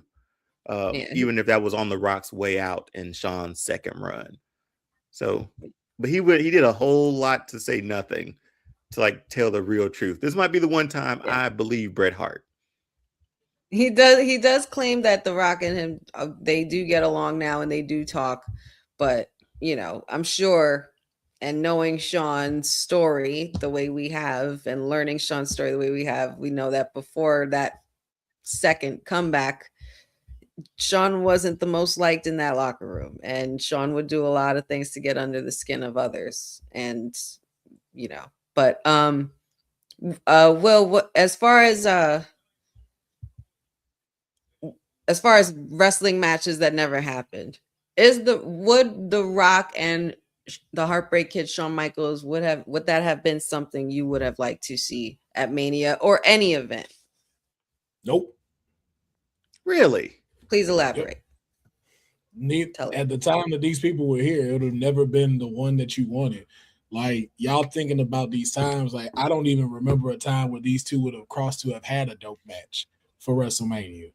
Do I believe that there was bullying that happened in the back between them? I'm absolutely positive. Like, I remember the stories I've heard about JBL and what he used to do in the back, and so I'm positive some stuff was like that. But even on the other side too, let's not forget The Rock is a dynasty kid, and you know High Chief Maivia is your daddy, as well as Rocky Johnson. So I would find it hard to believe that you didn't have some kind of attitude when it comes and animosity when it comes to some things. So I'm sure that's why some of y'all have clashed. Do I think that he needed to go tell people that you don't have it? I don't think so, because Shawn is a lot of things. Shawn is not stupid. And Shawn knows when someone has it. Everyone saw this, even when he came out as Rocky Maivia. We knew he had it. We just didn't like what it was being presented as. You like, well, white boots, man. Hey man, I told you. I love them white boots, Rock. How you feel about the white boots? That's how we feel. Yeah, I would have to say. Oh, sorry. Go ahead. I'm sorry. Hey, boy, yo, man, they got aggressive on these WrestleManias, boy. I don't know what SmackDown did to you, but she aggressive on Saturday. I'm sorry. I apologize. Continue, Councilman. You know what happens when you just happen to cut the councilman off from a great point that he was trying to make? You know what happened? You could just continue the point. You don't have to. You know what? Not yet. But I say that to say, like, if even you think like time when Shawn Michaels was in his prime and he was getting ready to give it over to Austin, this is when The Rock was just now starting to have his run. So Shawn was on his way out as The Rock was ascending. So there would have been no point in time where we get prime Rock, corporate Rock, all of those for Shawn Michaels and them to meet. Then you have it to where Shawn Michaels, has his second chance. And in doing so, this is when The Rock is getting ready to leave and go Hollywood. So there was no time where like stories would have met up, I guess, for this to make as much sense. I think the best one you probably could have had it to where these two collide, bless you, is in an elimination chamber or something. But I just think like there was never around a time where these people paths would have crossed to where this would have made sense, in my opinion. Because Hollywood Rock, that was his life. That was it. 19, right? That was essentially the end of that run. With Stone Cold, right? Yeah, and this is when Shawn was back. Second chance, then got himself together and stuff. But even too, he's still making this comeback, and so it's like they're not prime, right? Yeah. You want prime, so prime would have been like a Shawn Michaels, no back injury, right? That would have been a prime like 98 with The Rock on the rise in 98. Yeah. And Rock with the title in 98. So that would have been the moment that you would want. 98, 99 if possible.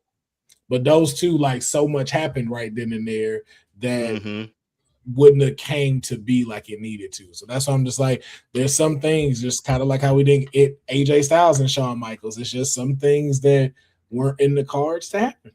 Sting and Undertaker. Yeah, the fact that that was that never. I didn't see the appeal of that one. I'm sorry. I didn't see the appeal of Sting versus Undertaker. I didn't. But that could just be me. That was me like, too. They were both cornerstones for their companies. I get it. But that appeal just never got there for me. Yeah. Yeah. Sting, and the way when they were promoting it, it was before Sting went like Crow Sting. So then it was just like I don't understand this match. And then Crow's thing came out, and I was like, okay, but by that time, it's just like, man, It was 10 alone. years too It late. was too late. It was 10 years too late. Way too late. I feel like this match wouldn't have been good. It would have clashed. It wouldn't have just gone down good. You know. The promos would have got me in the building, though, honey. The promos would have got me in the building. That would have, but I just feel like I feel like that alone would have. But and the entrances, being able to see them in their primes and stuff like that. You know what I mean? But if the chemistry is not there backstage, it ain't gonna be there in the ring. Might as well not do it. He was able to work with Triple H, and Triple H was like right at the hip of Shawn Michaels, you know? Yeah. Yeah, but you also got to remember too, during that time, Triple H was still trying to mend his reputation there. Because remember, this is around the time that Shawn left. So he's still trying to still make his path. They say, yeah. So it's just like you had to be able to do that. So it's like, yo, and if they're telling you this is the new upstart that we're going to use, you need to make him look good. Like that was one of the things that Triple H was about. Yeah. Yeah, but those were all the topics for kayfabe. Is there anything else that we need to get through? I'm gonna pass it back to Councilman. Did she act like we didn't say this at the beginning? You know what happens when you forget the beginning of your own show, honey? I didn't forget. Did she not just ask, do we have anything else? You made him. I get she was asking, just be like, hey, is there anything else you want to get off your chest before we move on? Yeah, that's not what she wanted to know. That's not no. Yeah, you're not gonna do that because that's not it. Yeah, you know it. You know it. But Deonne knows how I meant it, though. No. Don't you try to swoop in and say, bro. That's a tip, though. I was like, hey, you know what? He's being a real friend. He also know he on some bullshit. But I think Deonne only got like maybe 20 minutes left before he has to go back and sign his papers and get his commission for his houses that he has sold. So it is time for us to jump into we're gonna try to do this as quick as possible. So what we are doing is, of course, we're talking about making our own WrestleMania card. Because we do it better. That's what we believe. That's what we know you believe, and that's what we're gonna keep believing. So, right. If you can remind me, how many matches do we have on the card? That 1, 2, 3, 4, 5, 6. Okay, so 6 for each night. So we only need 6 matches. Only need 6 matches for each night. So let's say night 1. And this year, I'm going to do something a little bit different. Are we okay?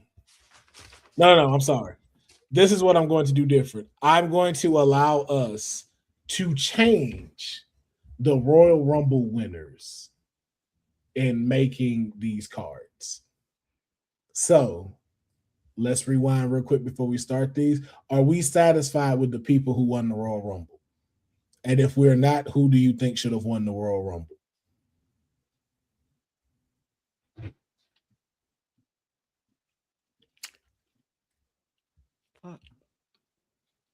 I think I'm fine. Okay. Liv Morgan and Roman Reigns, we're okay with them guaranteeing a spot. I think so. With Roman not being champion, I think it works. Okay. And because it gets him back in like a main picture too, going after a title for a Mania. I don't know who else I would have picked from the guy side right now. Because I'm trying to, again, put on the booking hat, man. I need somebody good at the top of that poster. You're not thinking about your bingo card, are you? Not in this case.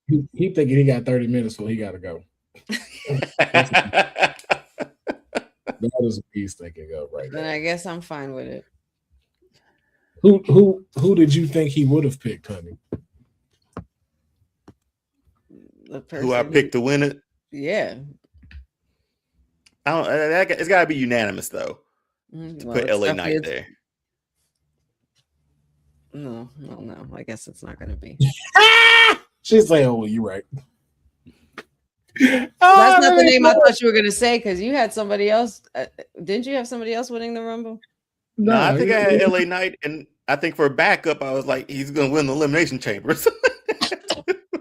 Yeah, I said Randy Orton. That was my pick, but Randy Orton already in the main event, so I kind of won in a way, I guess. You kind of did. Okay, right. So we're satisfied with Royal Rumble. Yeah.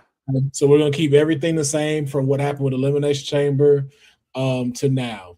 So night one, who should be on the card for night one? Are we booking them like to open the show, or are we just giving me cards now? Let's just do giving the cards now. I just don't want you to have to overthink of like who should open. Okay. Let's to make it easier. Let's start with Raw. We already know both the women's and the men's world titles are going to be on the line, so that's fine. Are there any other belts that should be on the line at WrestleMania? I mean, you got your US's, you got your intercontinental titles, you got your tag titles, you got your women's tag titles. Damn, we do have the women's tag team titles. Women's US, I would like. Okay. So the current champion is Julia. Mm-hmm. Would you be opposed to having the women's US title on the line at WrestleMania, Deonne? Oh, for sure. Okay. So we have Julia on the card. Who would she be taking on? I'm throwing my client out there, Tiffy Stratton, of course. Yeah, I had her, but I was like, could we add a little bit more to it? Yeah. This one. Yeah. What'd you have in mind? I think I'm thinking more about who's been. Oh, okay. Chelsea Green. Is she cleared? Is she? I mean, this is ours. I mean, this is ours. When we wanted her injury free, she can be injury free. Okay, I'm getting her in that match too. Oh yeah. Okay. I don't want to do too many multi-people matches, though. You know what I mean? Mm-hmm. Just for the sake of doing it. But I think Chelsea Green fits this. It's been her title for the longest. I feel like this triple threat would be good. I take Tiffany. Okay, was not gonna like this. Oh, if it's not a triple threat, I'm taking Tiffany Stratton out and I'm putting Chelsea Green there. But her act works better in a triple threat match where she can still win. You know what I mean? So here's something I'm proposing before you make that decision. Chelsea Green has already done this before and had this, but just again, so just humor me. We also have some other options we can throw out here. We can also bring money in the bank back to this WrestleMania, and we could also do a number one contendership for the women's title that includes Chelsea Green. So like you said, so we're not jumping too many multiple matches. I think stuff with other stipulations during the card could also work. Because then it shows you who's. Just a thought. I just do triple threat for this one then. Okay. Because I don't know, like, yeah, I would. That's just me. I put Chelsea Green in it. Honey, what about you? I really like the triple threat idea. I disagree with the triple threat idea. Okay. I think Chelsea has outdone the U.S. title already. Okay. But I don't know if it's another way to get her there because I don't know. The number one contender. I just gave you two more reasons to do. I know a number one contender spot at WrestleMania will win it, and you're the number one contender. That's a big deal. Title. That's a big deal. Do you add some stakes and just make it the a women's battle royal then? You could do that. But again, I'm down with a regular match to showcase who are the next ones up. It's like you said, especially if we're doing multiple. I'm down with being able to showcase that rather than it just being like, oh, I got lucky and threw somebody over the top. It's like, nah, man, we fought and I won this match. Mm.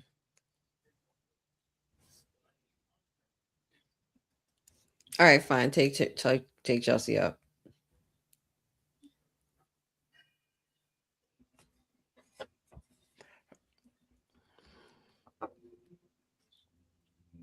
Okay, we can do it.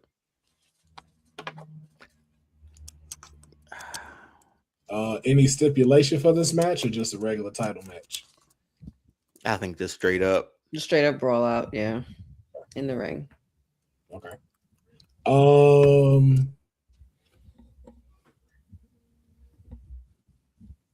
We have 5 more matches. Do we have any as far as belts are concerned?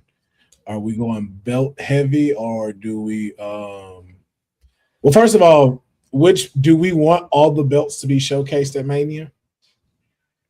I would. Okay, so we want all the belts. Okay. It's a lot of belts. And I know it's a lot of them. Something I'm might not not make I'm not it. mad at it though. I'm not mad at it though. So we did one for them. I say let's move to the IC title. Penta is currently champ. How do we want that to go? Or are we content with the ladder match option? I'm never going to say no to a ladder match. Me neither. Neither. Especially at WrestleMania. Okay. And it's fitting that it's the Intercontinental title too. Yeah. That's only right. So how many people do we want in this match? 6 or 7? 6, right? I think I'd do 6. 6. Okay. So we have Penta. You need to fill it up with 5 more people. I'm still putting Javon in there. It's a ladder match. Yeah, I'm down for Javon Evans. Like, yeah, I just want to name him.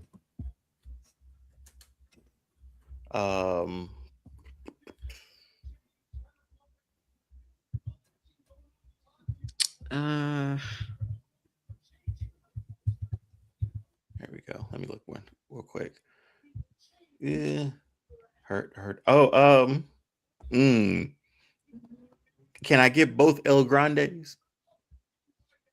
Or do we save them? Or do we save them for their own match? I'm not upset with that though. I'm not mad at that, but I personally think that we deserve El Grande versus El Grande at Mania. We deserve Maz versus Maz. Can we agree on that? Okay, so make that. Yeah, make that now. You can go ahead and make that now.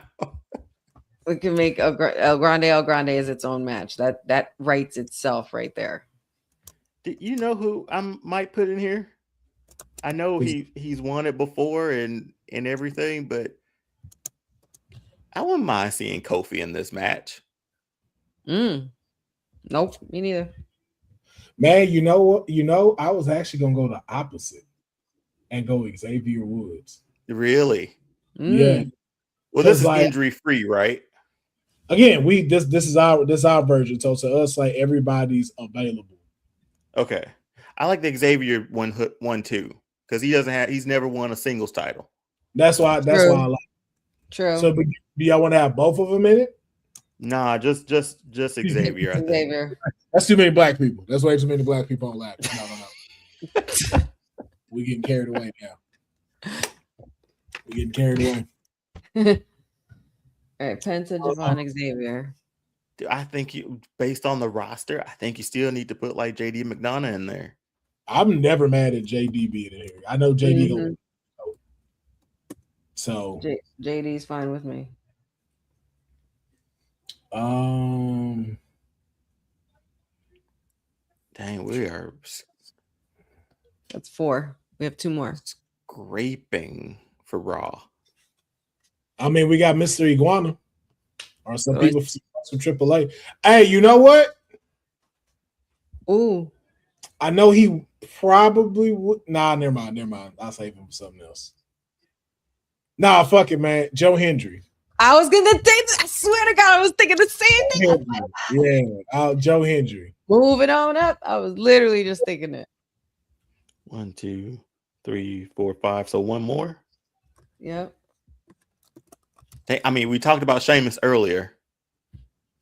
He could be he could be the heavy for this one. And you got and he's the veteran. He also never won this belt. I'm never mad with Sheamus. There's so many stories for each of these characters in this match alone that all of them, any one of them can win. I like matches like that. I'm down for Sheamus. Me too. Salud. Thank you. Anybody but that deadbeat. Penta, Javon, Xavier, JD, Joe Hendry, Sheamus. That sounds dope to me. And a ladder match.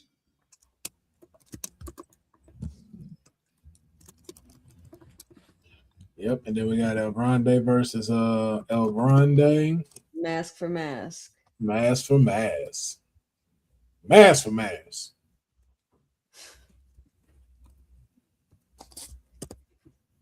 Okay. We got 3 more. So now we have one we have to put in, and then our last 2 is the both titles. Because we still got tag, right? Still got tag. I'm gonna stand by what I said maybe 3 weeks ago or so for tag titles, since they got them now. The Vision versus Seth Rollins and LA Knight. Because storyline for me, it made sense.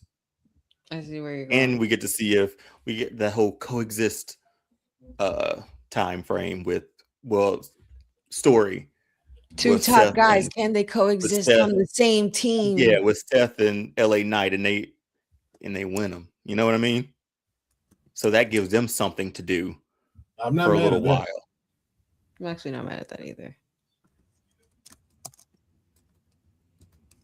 And it's Seth in a tag match if he's not fully good to go. Keeps him safe. He's 100% clear. It's an easy work night. Okay. So now it's a women's championship match or a men's championship match?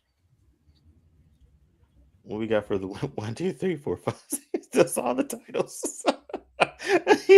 And a mask up on the line. Everything's got stakes, man. Identity's on the line. So Liv won. Now my question is for you: does Liv pick Stephanie or does Liv pick Jade in our story? Still pick Stephanie. Yeah, I'm still leaning there. Okay, Liv Morgan versus Stephanie. Okay. Tu madre es mierda. And then what's closing the show? I mean, yeah, it's CM Punk and Roman. Yeah, that's CM Punk and Roman. I think I still stick with that. Okay. Definitely different build-up. Very much so, but our kayfabe build-up would be sick compared to this shit. Anyway, we could make it make sense by doing like a bloodline rules match. Where seeing how gonna do what we and this is how, and here's the thing, I think we may have talked about it. The way I saw the bloodline rules match happening was like how The Rock described it. We're gonna have family at the ring announcers, family at the bell, like sort of that thing, but I don't know how he worked it out to make it make sense how we got there, or how that's an advantage, or to Roman and not CM Punk, because he's been talking about family for a long time, and the fact that it's a bloodline rules match, maybe that could be fun, where we see some new run-ins from family for Roman, or I don't know. Okay. That's night 1. Move over to the link of it. I'm gonna have to flip over, man. Filled my sheet. Then filled my sheet up. All right, night 2. First match.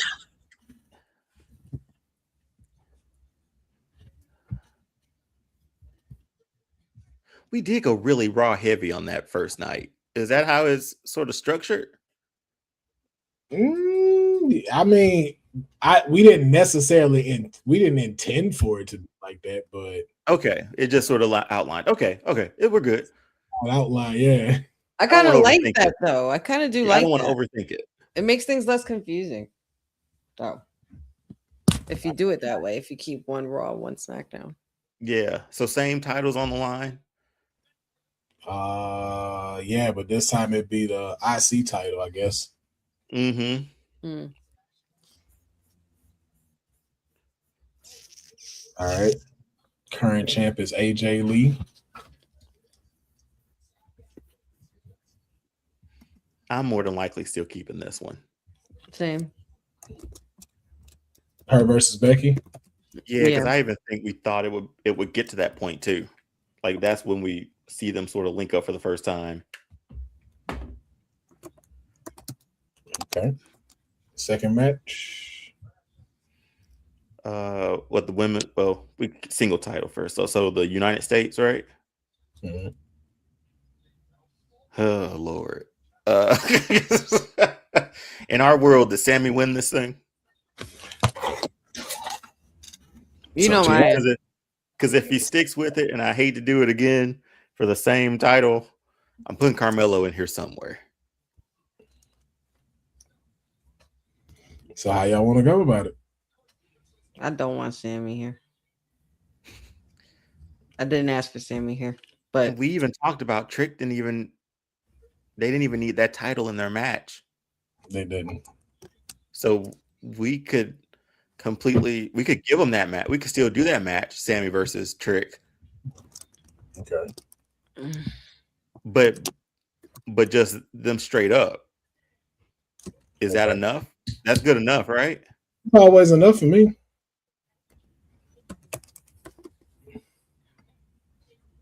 Because the way Trick has been like snapping on them is worth. They've been doing it a few weeks now. That's been a good build, even without that title. Ginger ale, gingerbread man, ginger snaps. You been going in. So for Carmelo, I'd still do Carmelo versus Ilya, because that could still a show at WrestleMania. So you want to go with who? I sit for that United States title. It would have been Carmelo versus Ilya for that one. 1-on-1 at Mania. Okay. So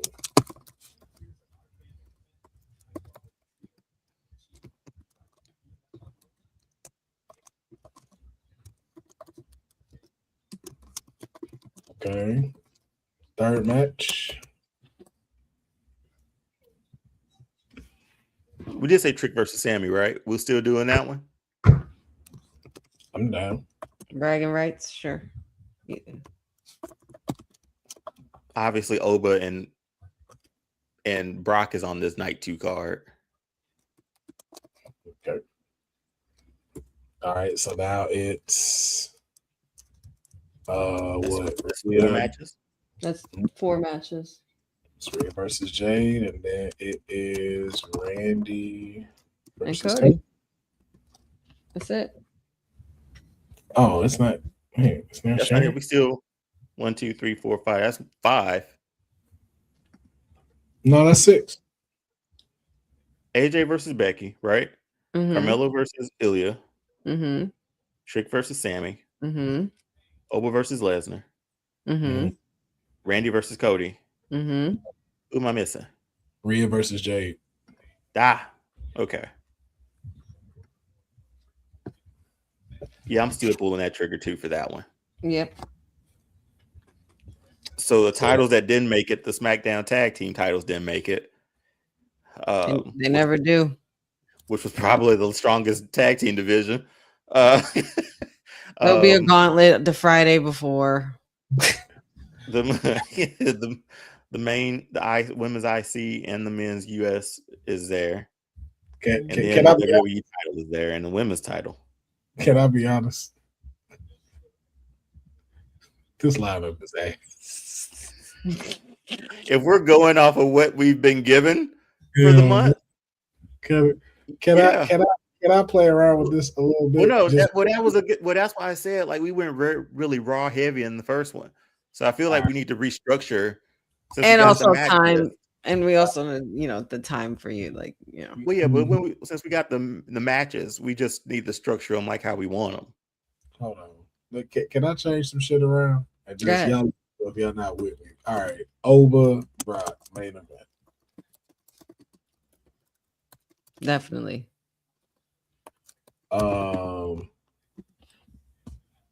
I'm taking this out. Give me to open it. Oh, that's true. It wasn't supposed to be going Randy in there too, or well, Randy still won them. We still stuck with the chamber winners. Yeah, that's his name up there. Oh, okay. Why was I thinking? Remember Cody who didn't win the chamber. Oh, we doing. Oh, so we're editing that much. You really forgot what your boy did? You forgot how he finagled his way to this main event? Yeah, I'm taking that out. And give me Cody Rhodes versus Trick Williams. Okay. I'm changing this out. I like this. I want it to be 2 out of 3. I love the I quit match idea. My dad and I were literally just Papa Honey and I were literally just talking about how there's no more I quit matches of Mania because now it's about fitting everybody on the card because I quit matches always take like an hour and some change. Not mad at that one. Not mad at that change for the IC title. I'm not mad at that one.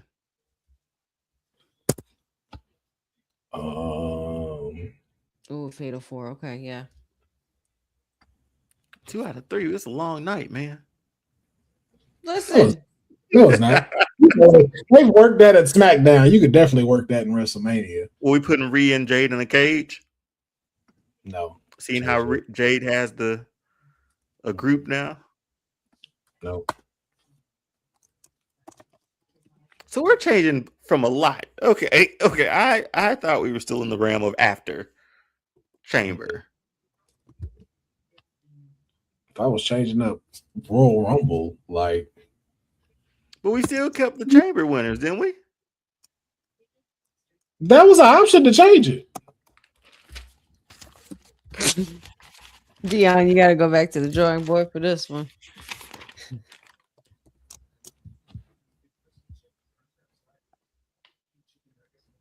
I love the I Quit match. I really, really love the I Quit match. So how do y'all think about night 2? Better now. Nah, the order. This is the order for it too, right? This is the order. Yeah. So Randy and Drew open. Then it's AJ. There's the Fatal 4-Way.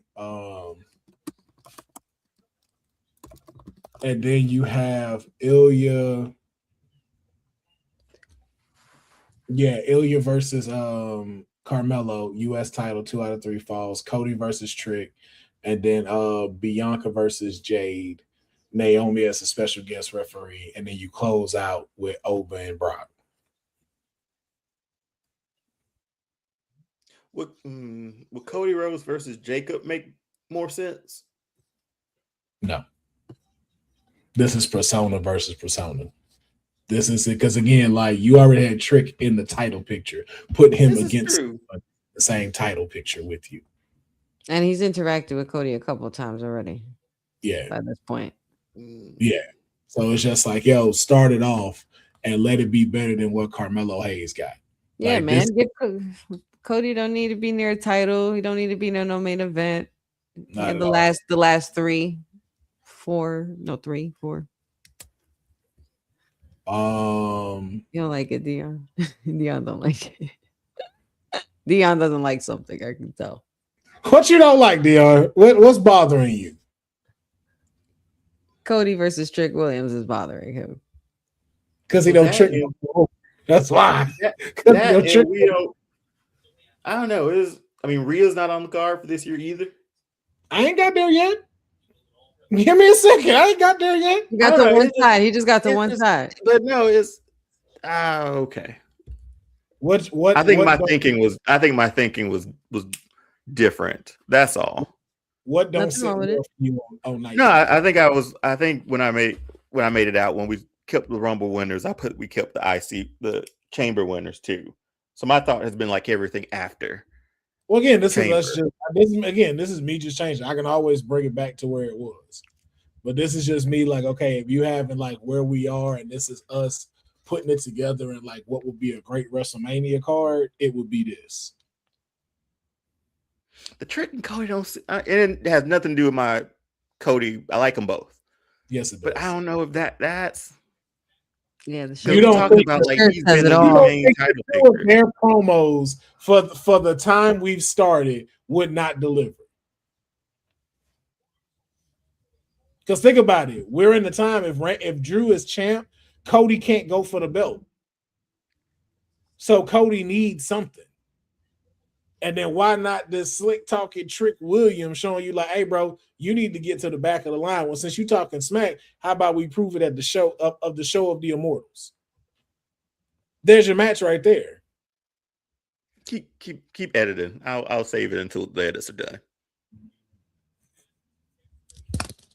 We're gonna be here for another hour. What does your precious Cody need to be for you? No, I just even think about both of them. But go ahead, Ed, night one. What don't you like about that match? Something just don't sit well yet. Let me sit with it, and you keep doing that. Let me stay with it. Okay. I'll let you sit. Whoop that Trick. Whoop that Trick. You know what?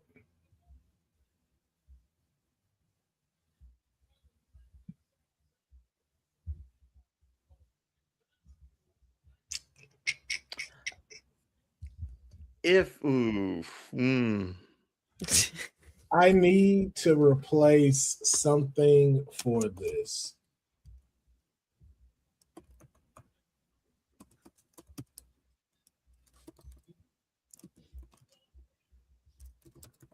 Oh yeah.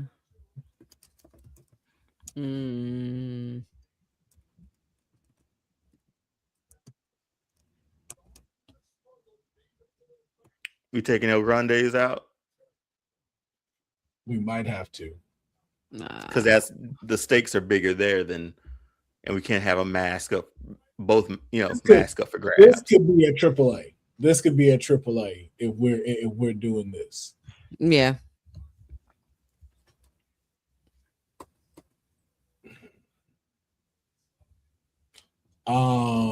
This makes me want to add them to the ladder match now. Who? The El Grandes. I mean, I ain't mad with taking the El Grande for Sheamus. Do you not put both of them in? Nah.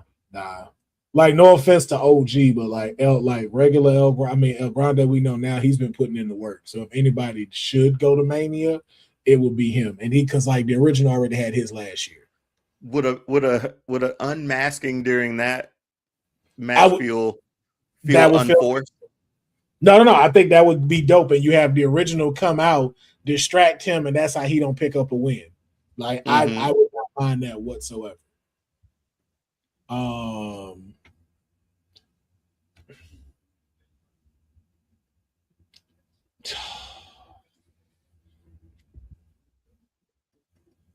You know, I'm gonna be honest. This one might have to be pre-show for Tiffany and Julia because I need tag team turmoil with the women. And this is where you get all. Oh, we did leave that list out, didn't we? Will if those titles out. So then take out Tiffany and Julia. That's why I said pre-show. Oh, okay. Yeah. Alexa, Bailey, and Lyra.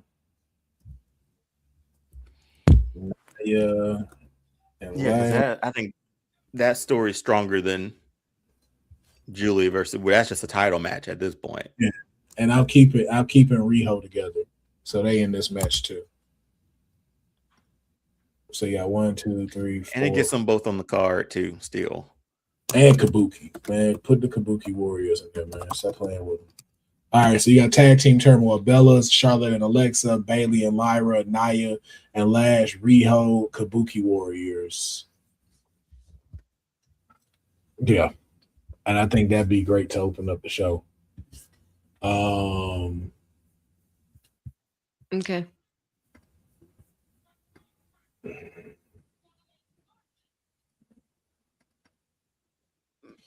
Same order. I don't. It's up to y'all on the order. What you about to say about that? No, I think the order's fine for night one. Oh, okay. Like I end with my world title, both my world titles at the end, and then a storyline. Yeah, I think I can. Those last 4 are in pretty good places. Is there any superstar we're missing that should be on this card? Like one like a few, like, are there any superstars where you like, yo, man, I really feel like they would help complete this card? I'm looking at a roster real quick just to make sure. I think one pre-show wouldn't be bad for night 2 either. I mean, only person I can probably think of is Jacob. Yeah, perhaps.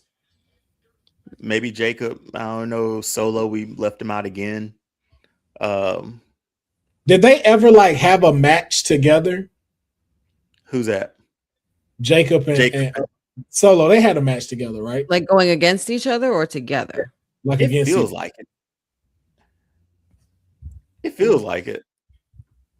I think so. Yeah, they have. I feel like they have. Yeah, I'm looking at the roster too. I think everybody we left the Usos out. We did. Yeah, there's no Yeet party in Armenia. But there is bloodline rules on night 1. Oh, you know what? It works. It just doesn't get everybody into there. But give me this for the pre-show. Yeah, they fought last year at Night of Champions and at SummerSlam.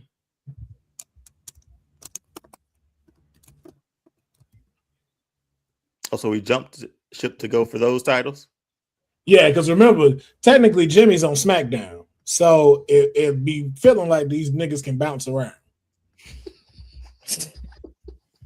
I'm just saying, like I don't know. I feel like that MFT thing, because the MFT thing now, with the whole bloodline rule thoughts behind it, like it feels like once CM Punk went for the family got back together. And I'm not saying the MFT did, but the Usos have to make it. Oh, you just don't want the Usos there at all. The people love the Usos. Because Wyatt's would have made more sense. Them kids will throw a fit if they don't hear that Yeet music. That's what I'm saying. That's the reason why I put it here. It's for the kids. I mean, but you know, also, hey, why not? Why not? I was gonna say I was like, I don't know if anybody's gonna think it's stupid. Tornado tag, man. No, matter of fact, fuck it. Don't add more teams. Fuck it. You know what about Fraxium? Man, stop it. Stop adding. That's the wrap for Kayfabe. We appreciate y'all tuning in, man, because we tired of these shenanigans. And we got to get Deonne on out of here. Hey, bring that back up. Okay, night 1, Julia versus Tiffany, U.S. title pre-show. Cool. 2, tag team turmoil: Bellas, Charlotte and Alexa, Bailey and Lyra, Nia and Lash, Rio, and Kabuki Warriors. Oh, okay. What, bro? Penta, Javon Evans. I'm cool with that one. 1, 2, 3, 4, 5. But we need one more, right? Don't we need 6 people in that one? He's being so judgy right now. Oh, we do need one more person. You can put the other one in there.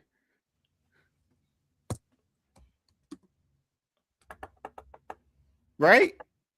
Because who did we? We had Penta, Javon Evans, Xavier, Joe Hendry was in there. Oh yeah, that got deleted. Oh, we forgot Joe Hendry. Aren't you happy I take notes, man? No living with him now, honey. What? Dom versus Ray, perfect. Name versus that's perfect. Vision versus Seth Rollins LA Knight. I made that one up a few weeks ago, so I'm cool with it. Liv and Stephanie, gotta do it. Punk versus Roman with the idea of a bloodline rules with all the stuff he's been talking about, the family. I like that idea too. Okay. So, night one. Honey has her hand up. Yes, honey. I have a recommendation for a host. I don't want no host. That's just me though. Oh, okay. So who's your recommendation? Oh, your host? No, you still say it. I'm just saying I don't want one. Danhausen. Damn, I ain't mad about it. I actually want Danhausen to have a match. I really want a Danhausen versus give him the hosting job and you get Danhausen through the night. I have no problem. You know what? Bring a host in. Bring a host in. I didn't want one at first. You got me. Danhausen hosts WrestleMania. Housing Mania or something like that. Come on. Oh shit. No, we tripping. MFTs are not the champs. Damian Priest and R-Truth is. Oh shit. Fuck Damian Priest and R-Truth. That's right. Damn. So now that makes better. I'm cool with that now. Well, you know what? That's a lot of people, man. I mean, it's WrestleMania though. That's a decent pre-show though. That's a good pre-show match. Like I would not be mad at like seeing this. But yeah, Danhausen host the WrestleMania Kayfabe edition. Yeah, I'm Mania Housing. Randy Drew, I quit for that one. AJ, I like that one. I really do like that Fatal 4-Way. That's really good. That's gonna hit. That's gonna hit. Yeah. Carmelo Ilya, I think that's gonna be phenomenal. Perfect. Cody versus Trick. I don't know about that one. I'm still skeptical about that one. I don't know. You're skeptical. I don't know. I don't know. I'd always have my. I had questions about the 6th one because is the timing as far as like 9 months? Is it like are we as a guest ref? She's had the baby. Has she had the baby? Had the baby already. I'm just saying as a ref, like it ain't. And again, she didn't have to be showing up no time until like that's the big surprise. And then Obel Brock to finish out the night. Oh yeah. With the way that they're stipulation. Okay, we're good. With the way that it's been going for them, what are we doing? No holds barred, something like that. Like I don't want a ref to count 10. I don't want none of that. I just want chaos. I don't think he's gonna do it either way. You know, like how like giving some leniency on them outside. I want complete chaos and destruction. I need the ring destroyed by the end of night 2. Yes. Yeah. So that's what I would expect for that one. But no, I like this. All right. Well, there y'all have it, ladies and gentlemen. We have our WrestleMania Kayfabe edition. Y'all let us know in the comments what y'all think about our picks for these matches. Did we do better than the 2 nights of WrestleMania that we'll be taking on next week? Let us know next week when y'all see us live Thursday, giving our predictions for the card and getting ready for the showcase of the Immortals. But for now, we're going to go ahead and get up out of here because we know Deonne has places to go. He got houses to sell, and he has been very gracious to stay with the max amount of time that he can, and we don't want to take any more time from him. So we appreciate everybody tuning in on this Saturday. Hope you enjoy the rest of your weekend. Go out if it's lovely for you outside with the weather. If it's not, find something to do for yourself this weekend. Treat yourself. You deserve it, especially with everything going on in the world today. Go do something special for yourself, man. We have been the greatest internet trio on the interweb, and we shall catch y'all next time. Peace.